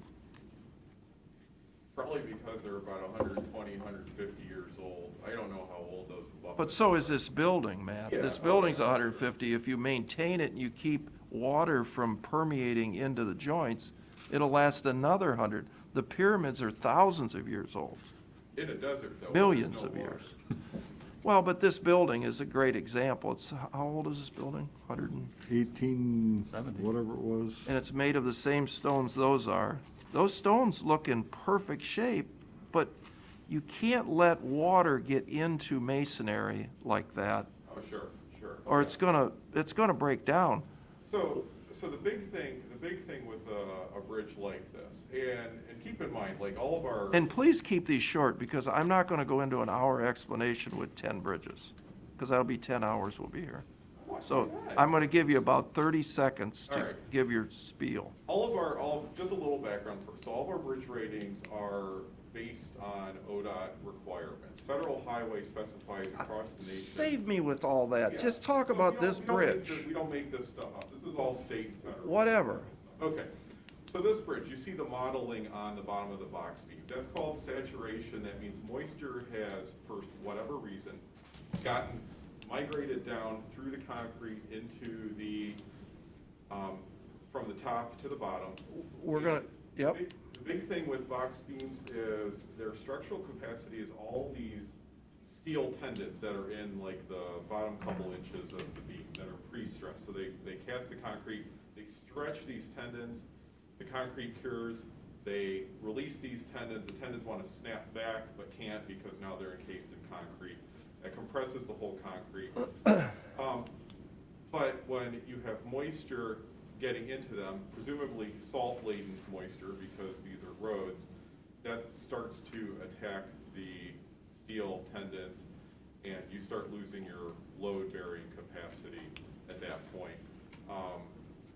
ODOT traditionally has had a lot of problems with box beams, especially, these went in 76, so these are like, if I had to call it like probably second generation box beams.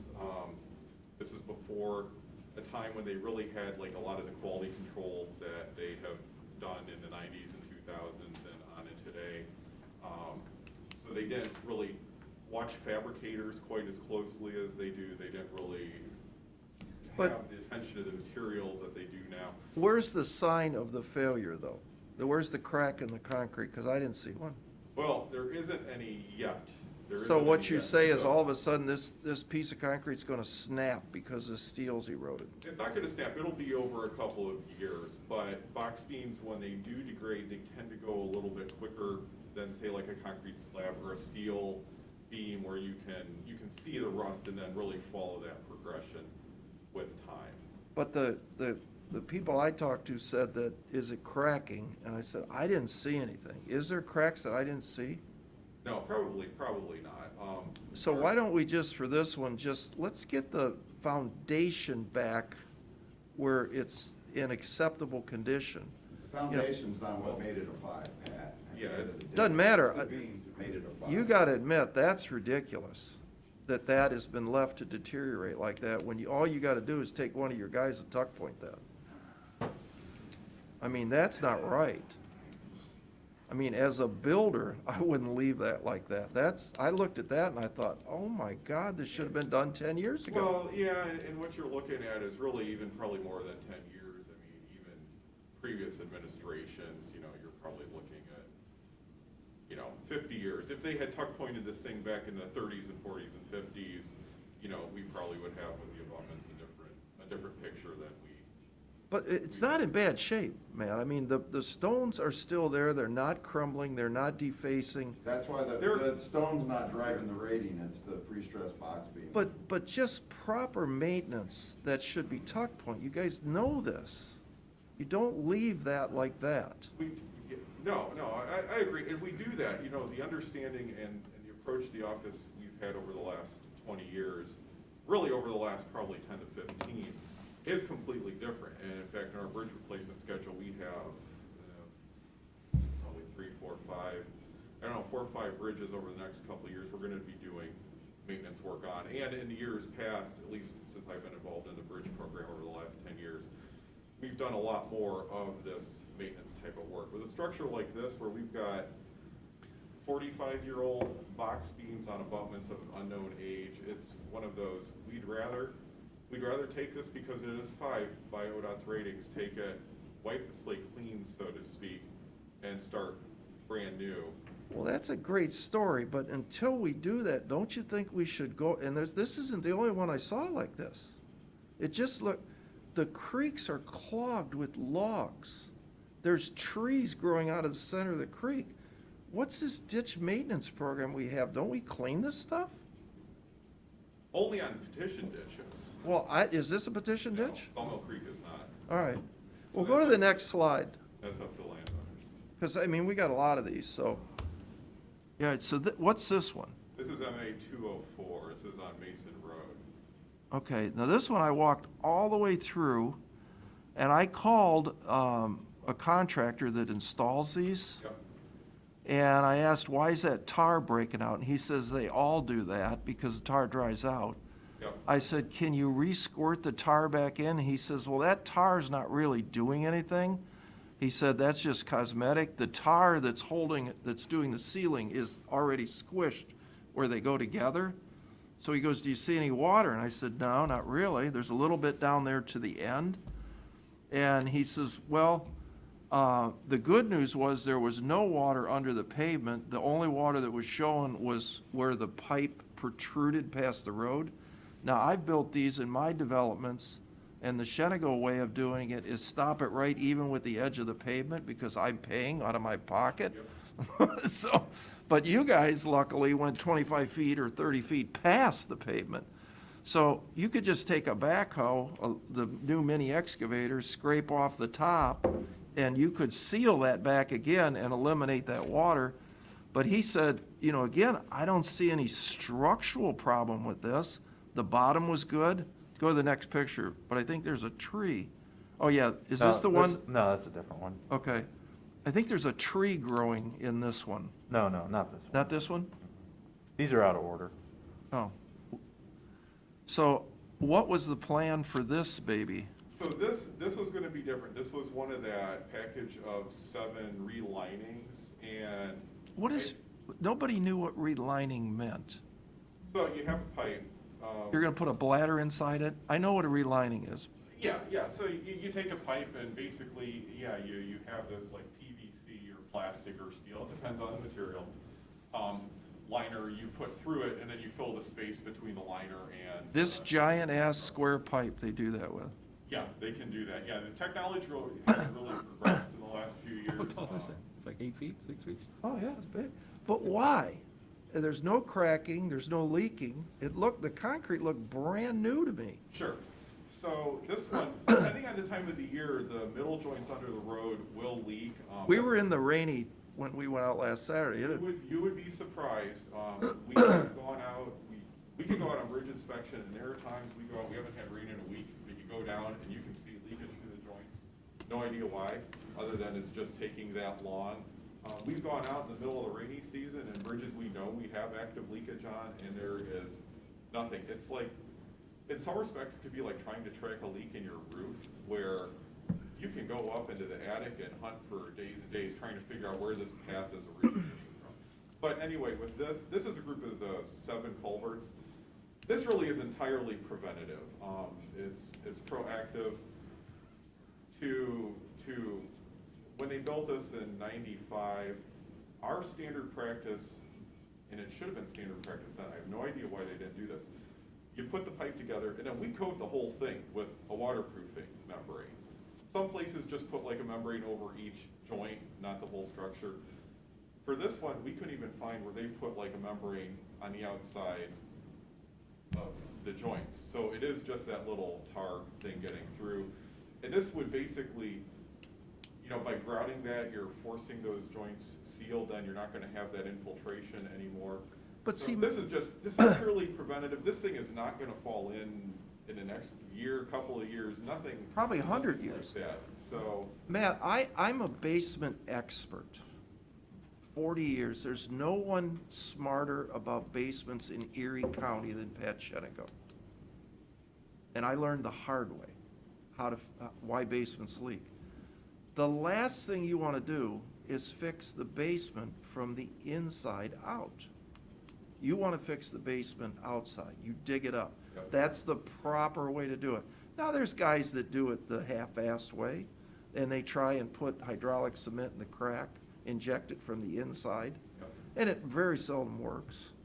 But the best way to do it, and you've seen the real contractors dig up the outside of the basement, fix bond the crack with a rubber product that's stretchable, because concrete all cracks. I'm questioning, why would you try and fix this from the inside? Why don't you fix it from the outside? That water spot and that water spot is perfectly easy to fix. Just scrape the dirt off the top of the thing, put the rubber membrane on the top, and fix it right. And then you don't have to replace the whole bridge.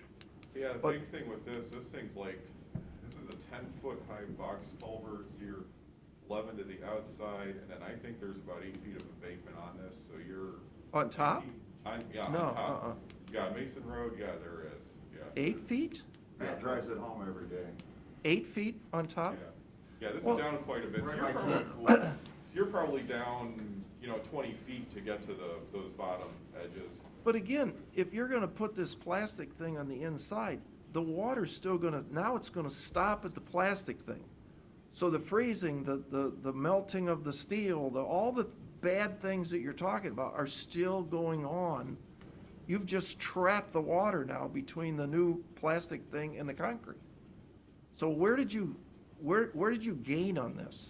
The steel is still eroding as we speak, and the salt is still coming in and deteriorating the concrete. which we're gonna see on the steel beam, all the bad things that you say are happening are now trapped, encapsulated into the concrete. Sure, I can understand that.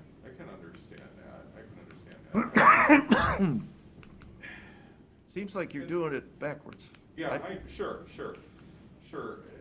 The grout you're adding, I mean, it is a structural grout, and But it's just stopping it. and you're not, we're not talking too like a grout like the type, you get the bag stuff that everybody sees at Lowe's and that kind of stuff. I mean, we use grout on our bridges now, they have waterproofing admixtures, stuff that stops the water from seeping through. I know what hydraulic cement is, but that's not what I'm saying. When you put a liner in there, you didn't stop the water, so it's still coming down through the joint with the salty water, and it's still doing the bad things that you just said on the picture before to your concrete and your steel from the top down.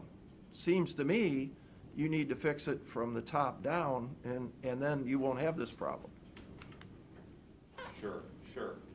I mean, we can work up estimates to excavate these things and, look at it that way as an alternative. Well, this one just didn't look that bad. Go to the next one. But that's what a lot of these were. These are preventative, and like, I don't know how much you were remote that day in the Erie, at the meeting. Mr. Old probably could hear it more easily. I don't know how well the audio pickups are in here. I mean, if those 7 culverts, I mean, I'm not worried about this. I'm not losing sleep about these at night, I thought we were leaning Well, the towards office- doing no culverts. Well, Take this that is the money, ones we're looking at. and then take that money and put it into. Yeah, that was a case of, we want to spend the money on the Better public start. It's $1 million, transportation $1 million. system. If that's the And only main do thing. 3 of those bridges, not Well, 4. that's what we're looking, keep going. Let's go a little faster, because otherwise, now this guy couldn't get in because my boots weren't deep enough. Let's see, I'm gonna guess. But this mess, This is Am I Jeffries, 104 Jeffries Road. is that one on ditch maintenance? I know. Marcus ditch is not Huh? on, Marcus ditch that covers is not on ditch maintenance, no. Because look at the next picture. This has got some serious issues. Yeah. I mean, and that's pretty much clogged. I mean, it's stopped. Yeah, that's in my backyard. Yeah, well, you should get out there and fix it. I fixed my section. Well, you should fix all sections. Okay, you would be surprised how few, in terms of mileage, like county ditches are on county maintenance. I'm always shocked. You'd think for the number of maintained ditches we have, it'd be more mileage than it is. Yeah, some of these are like almost non-functional. I mean, it was, you could see that it goes and stops. It's backing up inside. Yeah. But, this one I couldn't get inside. The tar had definitely fallen out of the culvert. I did not see any cracking from where I was at. Now, the next one we're gonna get into, there was a little deterioration here. This needed tuck pointing on this. The thing, go back to that one, Matt. Almost this is every the s- one this we is the looked at same on the one. culverts, somebody stacked a couple of rocks up, and that was the riprap. Yeah, And- probably what they did is it was probably an old sandstone culvert or something like that. When they came through with the concrete pipe, they just took the sandstone blocks off of the old one and laid them up on the banks and for the head wall like that. It was pretty common construction practice back in the 50s and 60s and 70s. So why don't you all go do it the way you're supposed to do it with the riprap that would not let that end of that pipe be getting beat to hell? It wouldn't cost us much to go and do it the way the county spec is with the big rocks all the way around it and funnel the water in so that it's not beating our pipes up. Yeah, usually We can do that with our excavator, Yeah, can't we? yeah, and no, I mean, the projects we had submitted, I mean, we could have done some of that work incidental too, but I mean, yeah, what you talk about there, that's pretty minor as far as. You could do that with our own crew this summer. Yeah, exactly. I'm not worried, that head walls like this, end walls like that, that's not a big deal. Even the end of that pipe, I mean, that's actually. It's not hurting anything, no. That's pretty common. I mean, that's nothing And that culvert, it looked in good shape. I mean, the concrete was good, and, you know, I didn't see any water permeating. I couldn't walk all the way down there, but I mean, the concrete on top looked brand new. I don't know how old it is, but, you know, it needed cleaning, for sure. This is another one, isn't it? This is Huff. Is that the one where, now this guy, so I did a little investigating on this, and this is a manufacturing defect that we should go back on the contractor, or not, the contractor and the pipe manufacturer. These rebars are on the surface of the pipe. Look at that one. I don't know how that got put in, who approved it, but it should never have been accepted. These were in the 70s. But here's the problem, or here's the solution, I think I found out, is the good news is there's no failure of the pipe itself. And even though the rebars are deteriorating, they said, did you see any signs of the pipe breaking down? I said, no, it just looks like there's spots where they didn't get the rebar in the center of the concrete. I don't know why. How thick is that supposed to, or do you think? It's probably about that thick, but Right, when it's they supposed to be poured about- it, the rebar wasn't where it was supposed to be. Yeah, it's just poor manufacturing Right. quality control. Yeah, there's two of them like this. And so I asked the guy, I said, well, do you have to tear it out? And he goes, well, is it failing? And I said, no. I said, it's an oval. And he said, these things will last 100 years, you know, because they're oval. They don't really compress very much. Yeah. He said, what I would do is I would clean the rebar. Now, that you're going to laugh at this, but I would clean the rebar, and with some of the stuff that supposedly stops the rusting from going on, and I would put a membrane patch over top of it so that it stops deteriorating. And I said, you mean like that stuff you get on, we use that shit that you get on TV, or stuff on TV, that's that.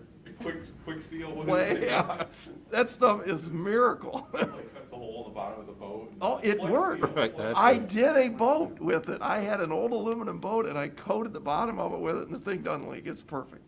But you know, something like that you could stop the deterioration, but he said, I wouldn't tear it out just because of that. Luckily, it's not on the water flow.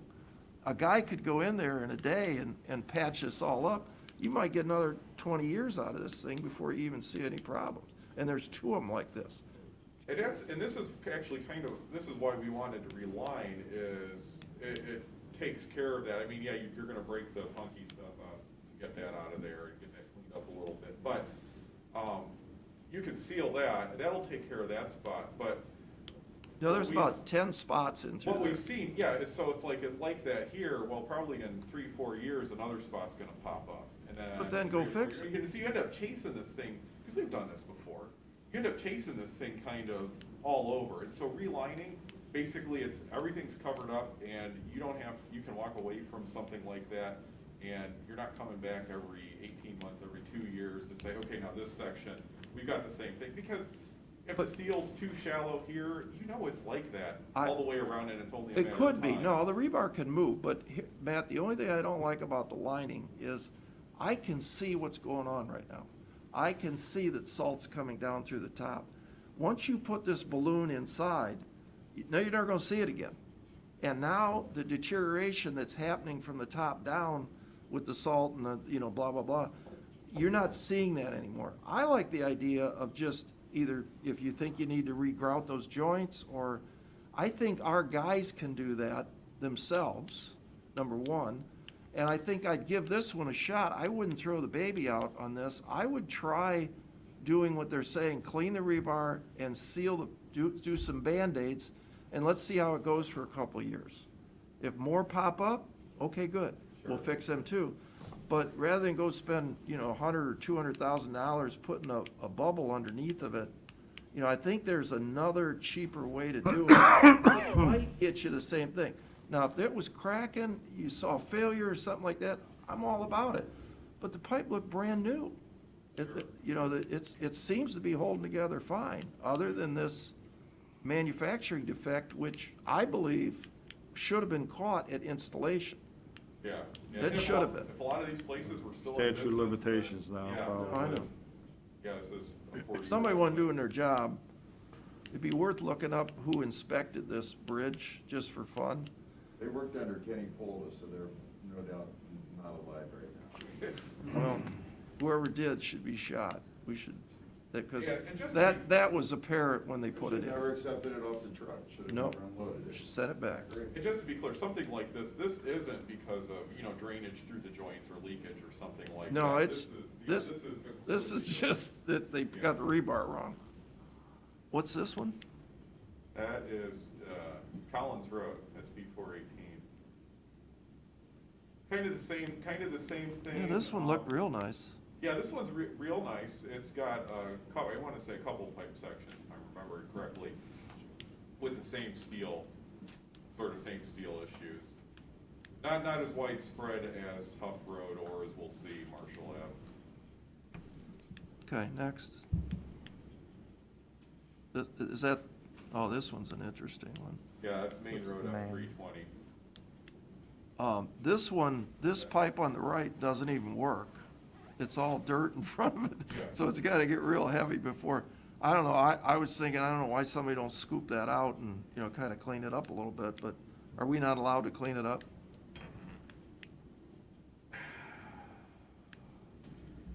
You're allowed to excavate, but the reason, so you saw the one head wall's kind of gone to hell on this one, but we don't like these twin structures. These were great when before they started making really large concrete pipe. We don't like them just because you always get one barrel that's always flowing and the other one never quite has enough flow in it and starts to fill up. Or you get stuff hung up on that space between the two pipes, Mhm. and they hydraulically, they just perform a lot better. But they're And also aside from the condition, when you have just one big opening. But the structural portion of it, they're better because they'll never fail, because they're so little in diameter that, this one needed cleaning for sure, because it needs to scoop out where the stuff, and it also didn't have any riprap around it at all. No, and the one head wall that's looking pretty bad, that concrete's pretty delaminated too, so even where it looks solid, It's not. got salt damage on the top. Yeah, this was put in, I wanna say like 1947, so. But this isn't a fail thing, this is we could do it someday, it doesn't have to be done today. We'd like to do this one this year. We like to be proactive with our bridges because when we start getting, a deteriorated pavement, everybody can see that because everybody drives the roads with bridges. The tough thing about bridges is when they reach a certain point of deterioration, we're required to load rate our bridges, what's their safe carrying capacity. And when you get to a certain point, we're required to reevaluate that load carrying capacity. It's not really so much an issue for this again with the round height, but No, you could drive if it gets 100-ton. reduced, then you're looking at, having to reroute trucks, emergency services get affected because the fire department, may not be allowed to take their heaviest rescue vehicles over it. But not in this case. This baby, you could put anything you want over top of The pipes those. themselves are okay-ish. Yeah, they were in but good shape. This is, for us, this is a pretty simple, easy, cheap replacement. We're not looking at a whole lot of dollars. All right, get to the next one, because this one is rated a 7. 6. A 6. Yep. And to me, this one whoever rated this bridge made a huge mistake. So what I suspect happened here is that somebody put some new blacktop over top of this bridge. But before they put this new blacktop, I don't know if it was concrete or whatever, must have been there, and the salt has permeated, go to the next picture, up, and the actual deck is deteriorated, the part that's holding the concrete there, which also tells me that the matting that's in the concrete that's on top of the deck is probably gone. But the rusting on this was 1/4 inch thick. Now, why you wouldn't rate this one of the lowest in Erie County is beyond me. I think you made a mistake of gargantuan proportions. No mistake here. So the way ODOT rates this is the primary thing that drives their ratings is the beam condition, especially, It was a 1/4 inch thick rust. yeah, because rust expands. So, I mean, yeah, you can have a little bit of rust. That's exactly the problem with concrete, as rust expands on the steel and it pops the surrounding concrete out. Steel beams are a little bit different. And so what you see with like the deck, the corrugated part, you know, that goes Yeah. from beam to beam to beam to beam, actually, ODOT says is not what drives the rating. They're looking, I don't want to say they ignore it, but in effect, that's exactly what they basically do. They ignore that. So that deck would have to, for our inspectors to rate that down based solely on the deck, So who's the inspector from ODOT? Can I see the report on this bridge? yeah, it's me and it's Mike Farrell and Jeremy Blake. So there's nobody from ODOT? Oh, no. No, So ODOT I puts want out somebody else, because to me, this looks like it's gonna break tomorrow. No, and this won't, and see, this is kind of the difference between concrete beams versus steel beams, is you can see everything. I mean, naked truth right here going on with the concrete beam, whereas a steel beam, or is it the concrete beam, you know, the reinforcing's kind of hidden. You can't really see what's going on top of a beam because that's covered up with asphalt. You can't see through the beam itself. But was it always asphalt? Because the asphalt looked new, or Yes, relatively. in fact, I think in 2004, we repainted these beams. This was like an in-house project. It was a new steel deck, repainted the beams, got everything cleaned up, new asphalt deck. I think the asphalt deck, I don't know if the township's even done it a couple of times. Well, it looks brand new to me. Something like that. Yeah. A It's, couple of years ago, they wedged it. yeah, I think the township wedge coated it maybe. But there's salt obviously getting into them beams don't rust like that from Mother Nature. This is salt more- on those beams. Probably what happened was we were doing a bunch of painting in-house, and I look at that and I almost wonder if like the prep of the beams It's salt, Matt. wasn't, I've seen this before. That is salt. to have that 100%. much salt damage on a Florence Township, I mean, you know. I don't know. Our townships don't use, I mean, they salt intersections and stuff, and this isn't really on a hill or anything. It I had to would be permeate through the surprised road is the only thing I can think.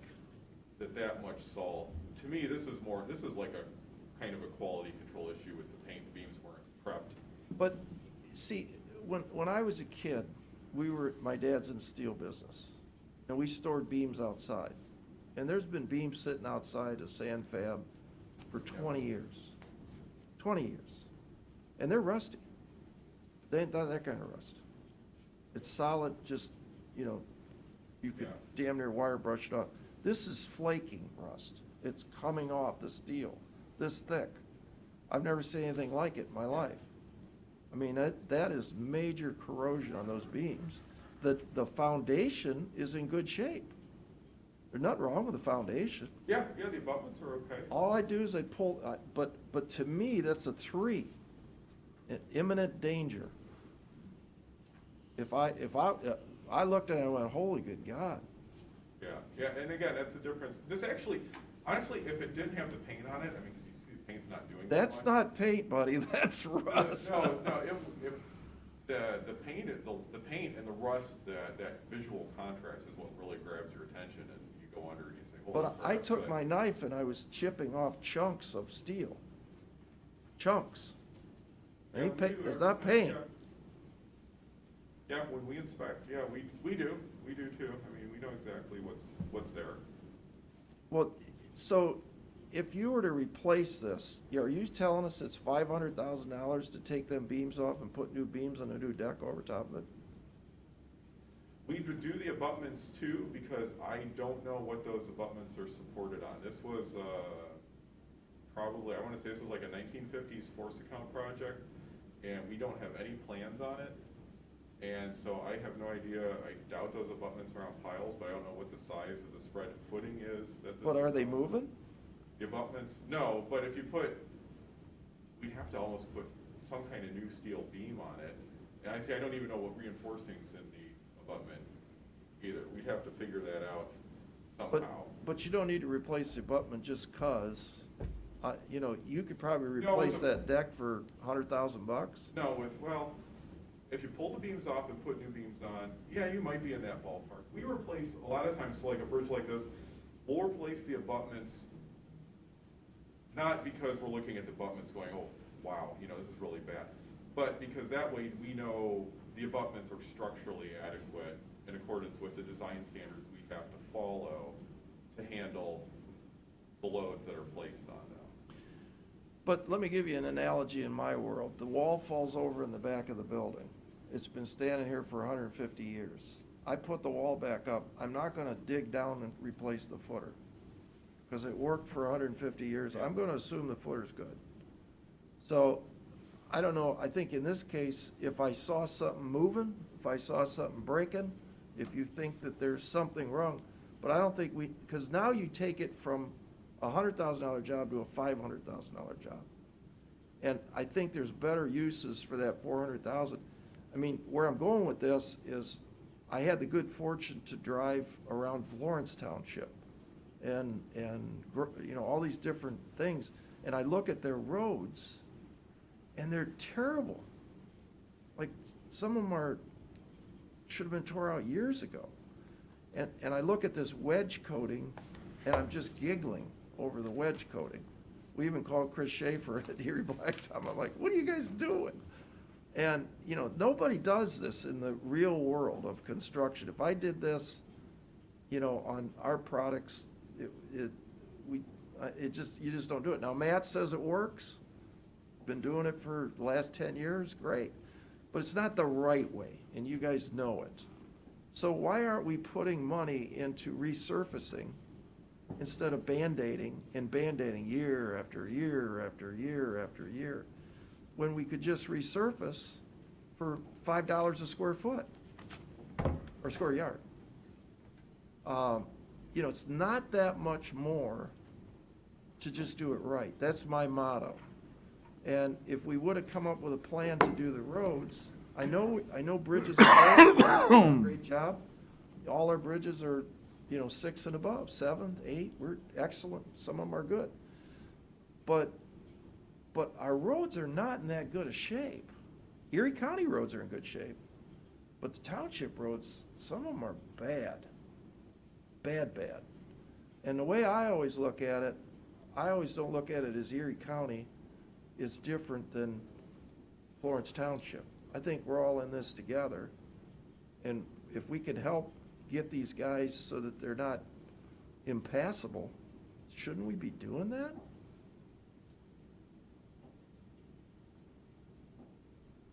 Sure. So the way we look at it is, and we agree, you know, the member of the public, they drive on a road. You know, they don't know whether They don't know what the difference is. Heck, before I came to the county, I really didn't even understand what the state maintained. You know, member of the public, they drive on a road, whether it's state, city, village, township, county. I mean, they don't care. They just want to get. No, right. And our taxpayers don't care either. Yeah, they just figure, hey, I'm paying the taxes. Fix it. The roads. The way we look at it is, I don't know, Tim got his road list to you guys last week, and you may or may not have delved into any detail. I mean, No, not yet.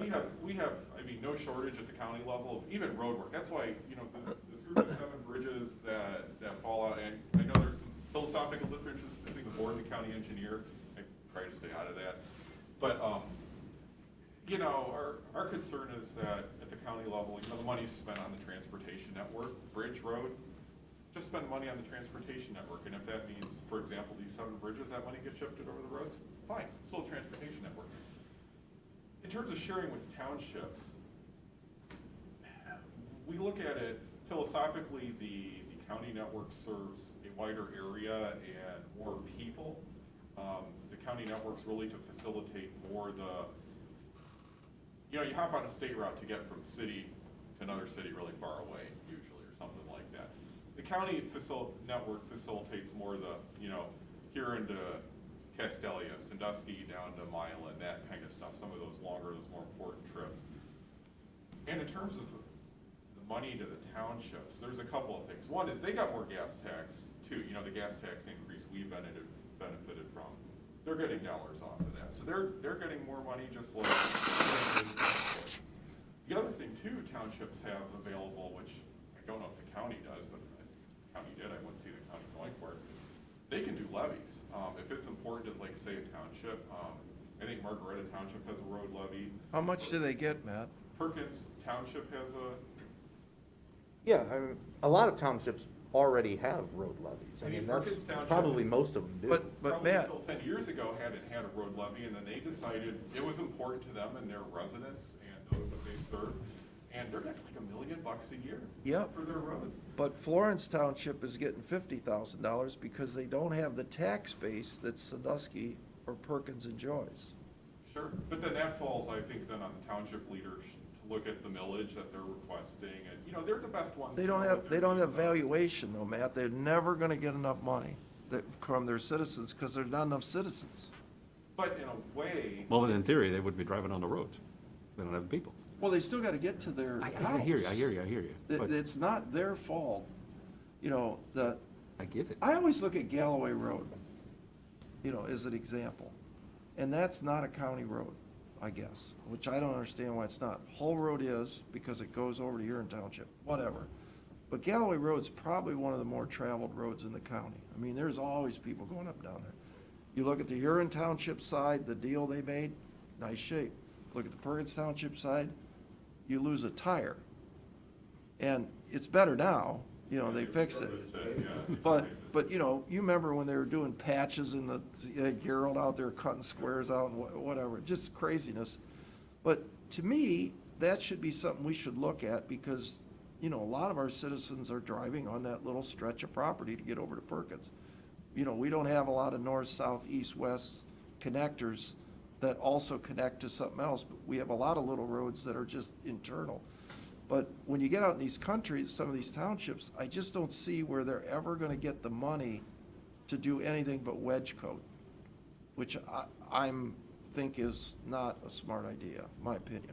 But, you know, what we should do is provide them the opportunity to pave. You know, to do it right, it's done for 10 years. You know, and instead of just every year, wedge coat, tar and chip, you know, all this craziness that you know is a Band-Aid. It's not fixing anything. And if we just repaved it with 1.5 inches, we were done. Those roads, inch and a half ain't gonna do it for a lot. Well, I look at Berlin Township, and you can back me up on this.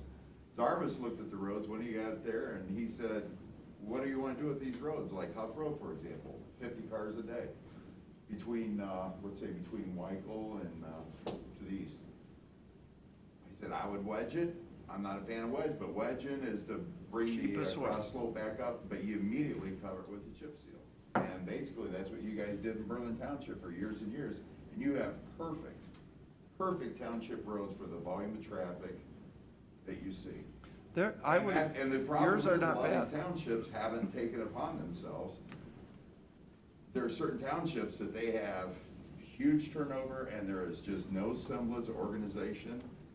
And I work with Creech, and I said, what do you do? I'd just come out here 20-some years ago. I said, what do you do?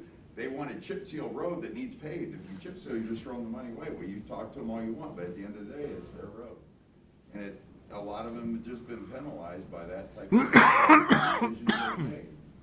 And Creech dealt with it for 30 years, and I'm dealing with it for another 20. So for the last 50 years, it chose the wrong treatment at the wrong time for the wrong road. I mean, I don't know if we want to go and reward that, to be honest. That's what I'm hearing that you want to do. Well, I'm trying to fix a wrong of 50 years.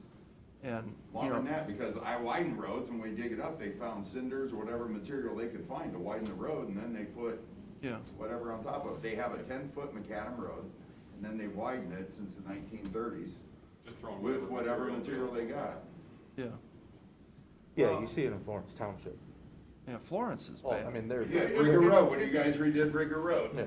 the first section, that's what we found. And we Yeah, cored it yeah. to find out what structural number we had, and Nine there was different nothing. townships and 9 different, you know, mentalities of how to maintain. We have some townships that are systematic, like Berlin. We have different design standards for each township. We design one way for here and one way for Perkins, and a completely way for different townships. I mean, And that's more what it, with what money they have. what a lot of it is. It's the underlying philosophy, you know, over the years, not even, you know, the trustees as they stand now or the current highway superintendent. A lot of cases, they're thinking like you are, you know, how do we make up for 50, 75, 100 years of lack of knowledge or not as much forethought as should be put into something. You know, and they're coming at this, you know, with this huge deficit. But they're, you know, I feel bad for them because if their road levy is $50,000 a year in Florence, for instance, is what they generate, Yep. they're stuck. They're never gonna get out of this mess, and within our lifetime, those roads will become impassable. I mean, right now, you can see the alligator, you can see that it's a few years out from major patching and blah, blah, blah. Now, I didn't know, where was I with the sandstone quarry? What road? Florence Township, Harrison Road. Harrison Road. Yeah, that might save them because, you know, we've built a project on sand and, you know, that seems to be more forgiving as far as heaving and thawing because the water gets away better. And I think that's the only thing that's saving them at this point. It must be because, I mean, they got asphalt that's shattered. I mean, and they're just like nothing's happened. We're gonna put some wedge coat on it and go about our business. Well, you know that's not the right way. And I don't think we can blame the poor trustees. They only got $50,000 to deal with. I mean, what's their solution if it's not us? Well. Lottery tickets? Probably, but we can't solve the problem either. We can't fix everybody's road. They got a nice fire station. So who do you and a pick? Who brand-new goes fire first? department building. You can't do that, because then you're putting Bad people. decisions. You're putting against people. Maybe Yeah. bad decisions. Exactly, exactly. And that's Well, what, but that's they- what life comes down well, to. I look at the but other way, they have because a you're pick- taking money away from county customers if you're gonna give it to somebody else. But That's, these are I get it, they're everybody in the lives in the same. county. Yeah. I get it, but it's not that when it comes to the actual numbers. There are columns where this money is sitting. And you're taking it, so we'd say we're gonna take $1 million out of their budget and give it to the townships. Someday, they're gonna need that $1 million, guaranteed. Well, they're gonna get another million next year. I Well, mean, they it's get- not like, they're- it's not like it's a piggy bank. Yeah. It's That's not the like thing you gotta it's an remember, unknown Steve. number. We have an unlimited supply of cash. Yeah, and we're I getting can more understand not every doing, year. if you don't want to do a bridge, a certain bridge or the culvert, stuff like that, fine. Take the money and pour it into their road resurfacing for the county. If you can then show me that all of the county roads are pristine to the point of, maybe not pristine, whatever, and everybody's happy, and they still have money left, then maybe we can talk about that. That's Plan B, is we're gonna go look at Tim's county roads that are the worst ones, and what's the best thing we could do with it. Chip seal No. them. Okay. But hang on, Tim, you say that, but 2-3 years ago, you guys were in here wanting us to raise sales tax, so we didn't, I no, wasn't, no. okay, again, Yeah. you know what irritates the hell out of me? What? Is that Jack Farshman isn't sitting here. You guys come over and take all the arrows for him, and that's not, Taking an arrow. I mean, But- this is but my- you know what? This is my job, but, no, no, here's but an hang on, example. hang of- on, wait, hang on, let Oh, me you go- finish. Yeah, you go ahead. you So, start. Jack wants us, sends us certified letter and everything else, and then he doesn't come over. You guys do, and I appreciate that. I appreciate you guys here, appreciate you're here. But Jack's plan, he put it in the Sandusky Register, we're going to pave all the county roads in 10 years, right? That was his plan.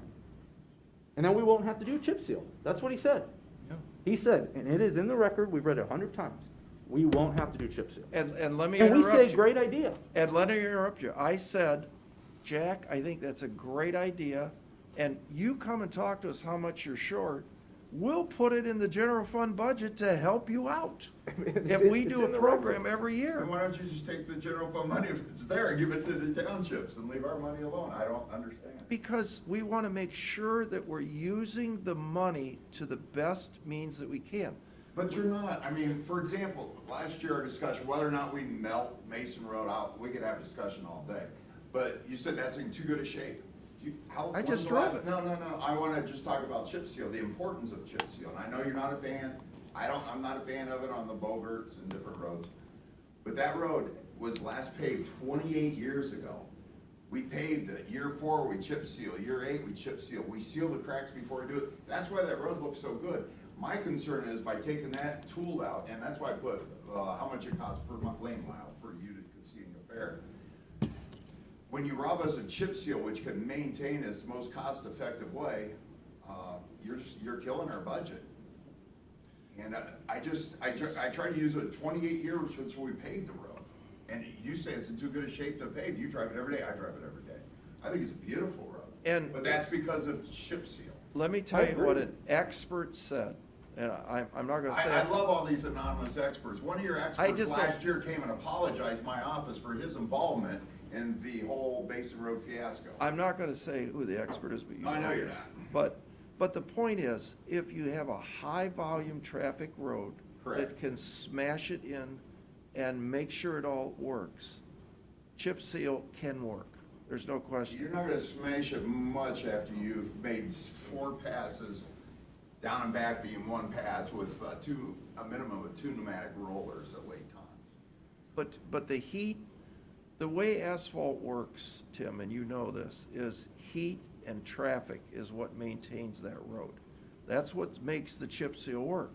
You go out in a parking lot on J.C. Penney's where there's no traffic and the asphalt just cooks in the sun and nobody's done anything to it, all the oils come out and it's nothing but stones. That's what happens. But in roads, when you drive back and forth, that's why they don't seal roads. I asked the guy that his company, that's all they do is sealer. Why are we sealing roads? He goes, well, to make them look pretty. And the city of Sandusky is sealing roads now because they don't have any money to pave them. So have you seen how they just paint the road black and say, oh, we fixed your road? Because they stopped the maintenance program almost 30 years ago. But putting black sealer on a little side street might appease the residents because they think it got repaved, but what they did is painted it. Correct. But in the end, I don't think anybody here was against tar and chip on a country road in Florence Township, for instance. Okay. I don't think you said that. No, I did. There's a Because- place. No, I did say that, and I stand by that, unless I was lied to by your boss, who said, we can end tar and chip in Erie County with just... this increased gas tax he knew was coming, plus a 0.25%, was it? That's right. And I don't have those figures in front of me. That's right. It was, you needed somewhere around $500,000 more, something But I mean, like that. if that's the sole reason for eliminating chip and seal, I'd love to revisit that conversation and actually give you a list of roads that are like 2 years old chip seal that we did, as you're driving around, to look at how they maintain the road and how well they look. Well, there is... On your township road. There is no question, and Pat and I disagree on the wedge coat piece, there is no question, Berlin Township roads aren't in great shape. Yeah. And the ones that need a little attention are gonna get wedge coated and chip sealed in the next 2 years. You guys have your program. And I credit my predecessors as trustees for putting that in place before I was even in there. But we were told we could end chip seal with just 0.2% sales tax increase. Well, we just pulled a whole bunch of money that we're not putting in bridges and culverts, so why don't we put that into paving roads and work this program? If we didn't have that money, I'm with you, but I think we do have the money.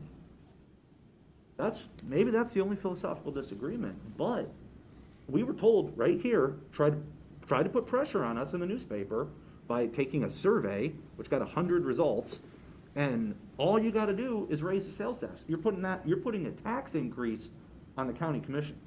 And I love the idea of not doing tar and chip. We got more money, we can move around the budget a little bit. I think we can do this. Yeah, That's what I want. Right. That's what I want, and that includes not tar and chipping Mason Road and county roads that run out into the country. I mean, that included that. That was part of all the 140 miles of county roads. That's what it's philosophical. We just want the right application on the right road at the right time. And that's why I've been such a fan of chip. And Jim, I don't disagree. We did it when I was the township trustee. I mean, no question. But that's not what your boss is saying.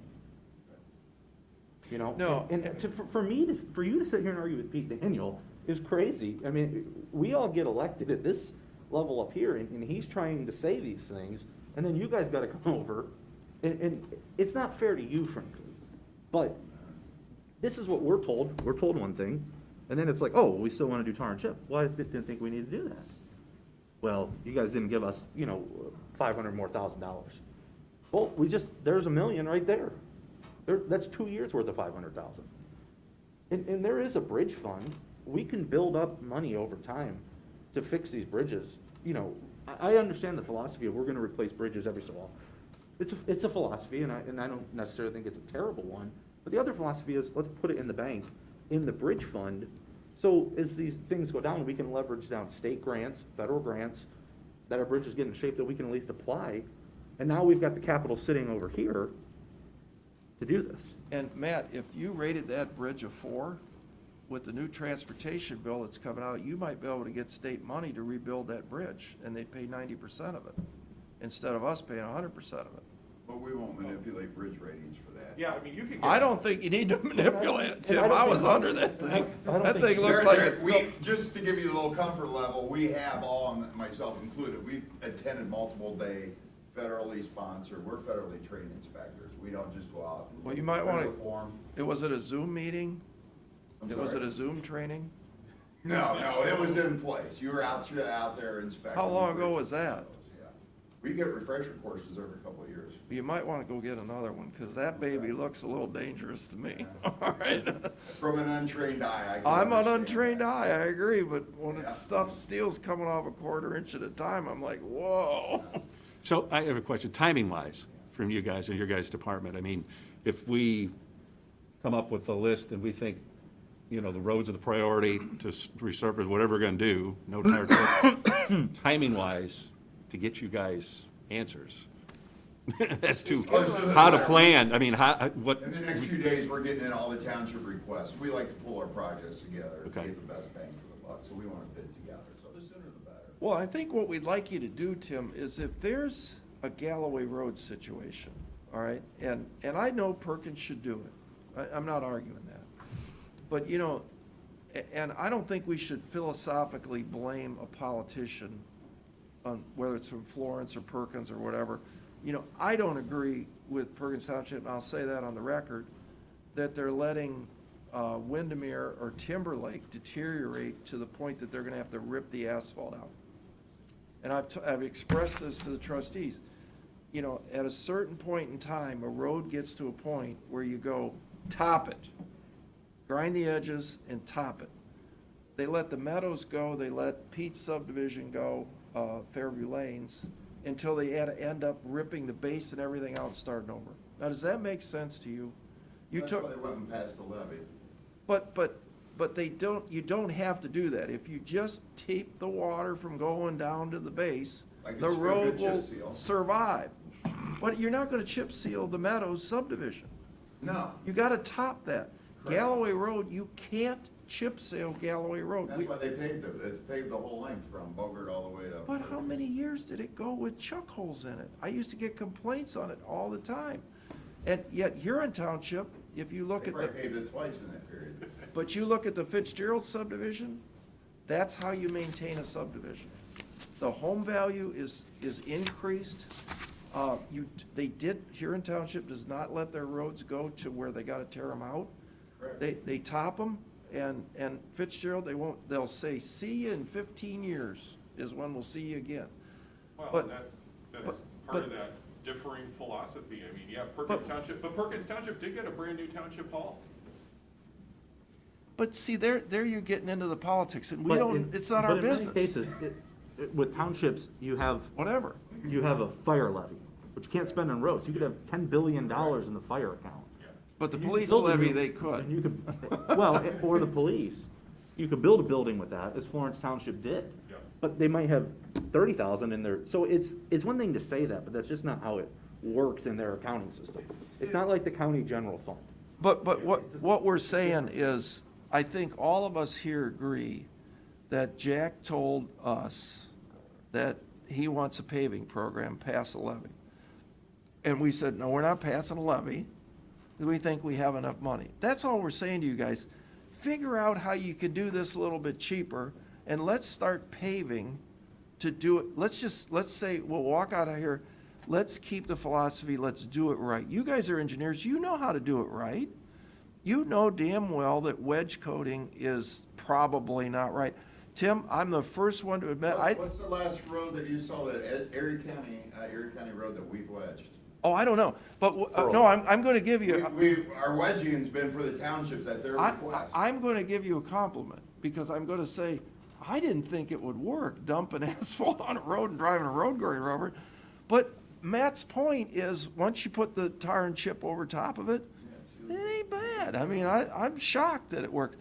I've also seen microseal on Route 4 over there coming off of the interchange, where it's just flaking off. I don't know what happened there, but, you know, they microsealed one of the off-ramps there, and the whole top's coming off. But I also have told you, complimented you, on Hull Road in 2008, when you guys microsealed it, and it looked like chocolate pudding went down. Beautiful. It was unbelievable. I've never seen anything like that. I became a huge fan, and that road looks like brand new today. Because it's covered in chip seal. We covered the micro with chip seal. But, no, you didn't. Yeah, It we was did. many, Oh, no, oh, we chip no. sealed. The last But it treatment was on like Hull 5 was years chip later. Yeah. You did it 5 years later. Which was And- 13, so it's, the last surface on there is 7-year-old or 8-year-old chip seal. And you just told me it's perfect. But it could be because of the microseal, because. Oh my God. No, now listen, hear me out. Asphalt only operates if water goes out, away from it. Asphalt doesn't work when water goes underneath of it. That's why they call it flexible pavement. So the only thing that holds asphalt together is the base that's underneath. Agreed? So you let the water get down in it, that's how things move, that's how things go to hell. The microseal handles that problem. It takes all the dips, the cracks, the imperfections, It does level, and does it a makes nice the job. water go where it's supposed to go, which is in the ditch next to it. That's fine. But the tar and chip didn't have anything to do with it. What the tar and chip did is tick off hundreds of residents in Erie County that live on that road or travel that road as the bypass road to Huron. That's what we're never gonna let happen ever again. And so you gotta come up with Plan B. And if you think it's, I have a plan A, B, and C for it. but if you think Hull Road needs 2 inches of asphalt on it, then we should talk about that. But don't ever come back and have Ms. Bakewell sitting in here saying we're gonna tar and chip Bogert Road. That was never in the plan. Well, that's what they said. I know. Can't control what other people say. That was never on.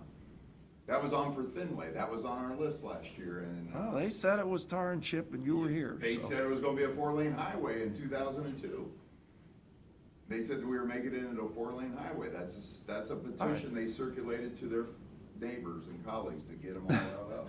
I Well, can't that's control great, what but, people say. but what, you know, I think Matt you're 100% against ever tar and chipping, right? Yeah. And, but you're okay if the townships want to do it? Well, the township budget's much different than ours.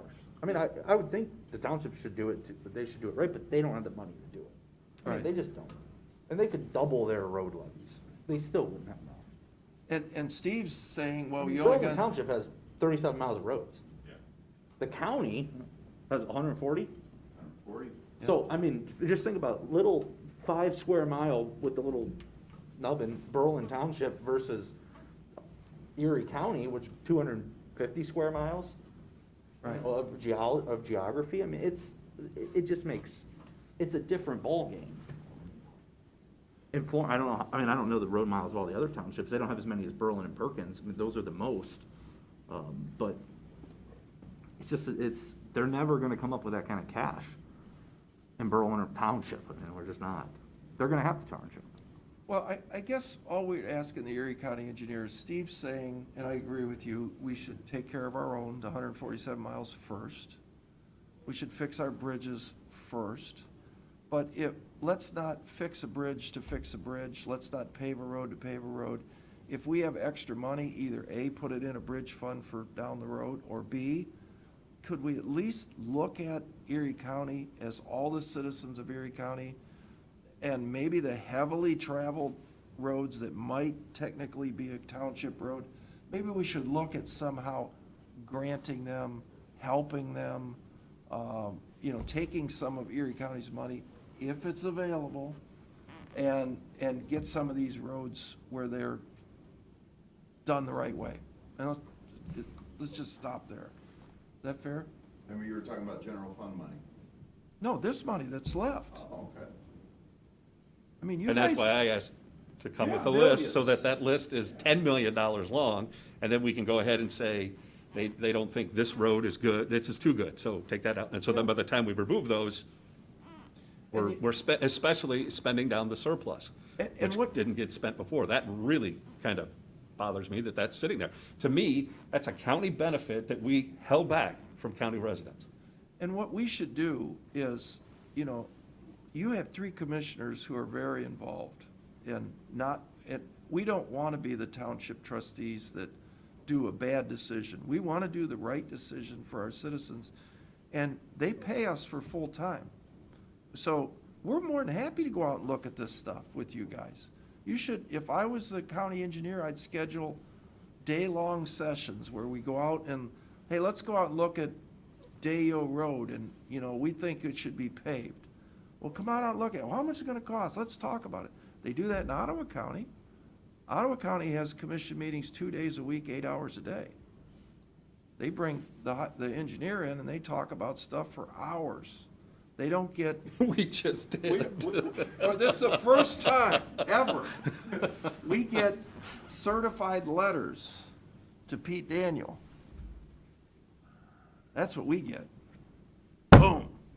Well, I think what we found is that we're better off working together than working against one another. Because in the end, we still appropriate the money. Sure do. That's what we got elected for. And, I mean, I always use the analogy that the county is the little baby brother of the state, and the townships are the little baby brother of the state and the county. You know, we are statutorily much more similar than villages and incorporated municipalities. So, I mean, that's where I think whatever we can do to work with the townships especially is important. But, yeah, I echo everything Pat said. You guys got anything else? Well, thanks for spending time with us. Appreciate the time. Yeah, let us know if the roads will be on the agenda for next week, as we can. Sure, no, we will. Yeah. Pete can let us know, or whoever. Okay. Okay, any public comment? If not, I'll make a motion, we adjourn. Second. Mr. Olds? Yes. Mr. Shelby? Yes. Mr. Shernago? Yes. If you guys really want us to come over for an 8-hour stretch and talk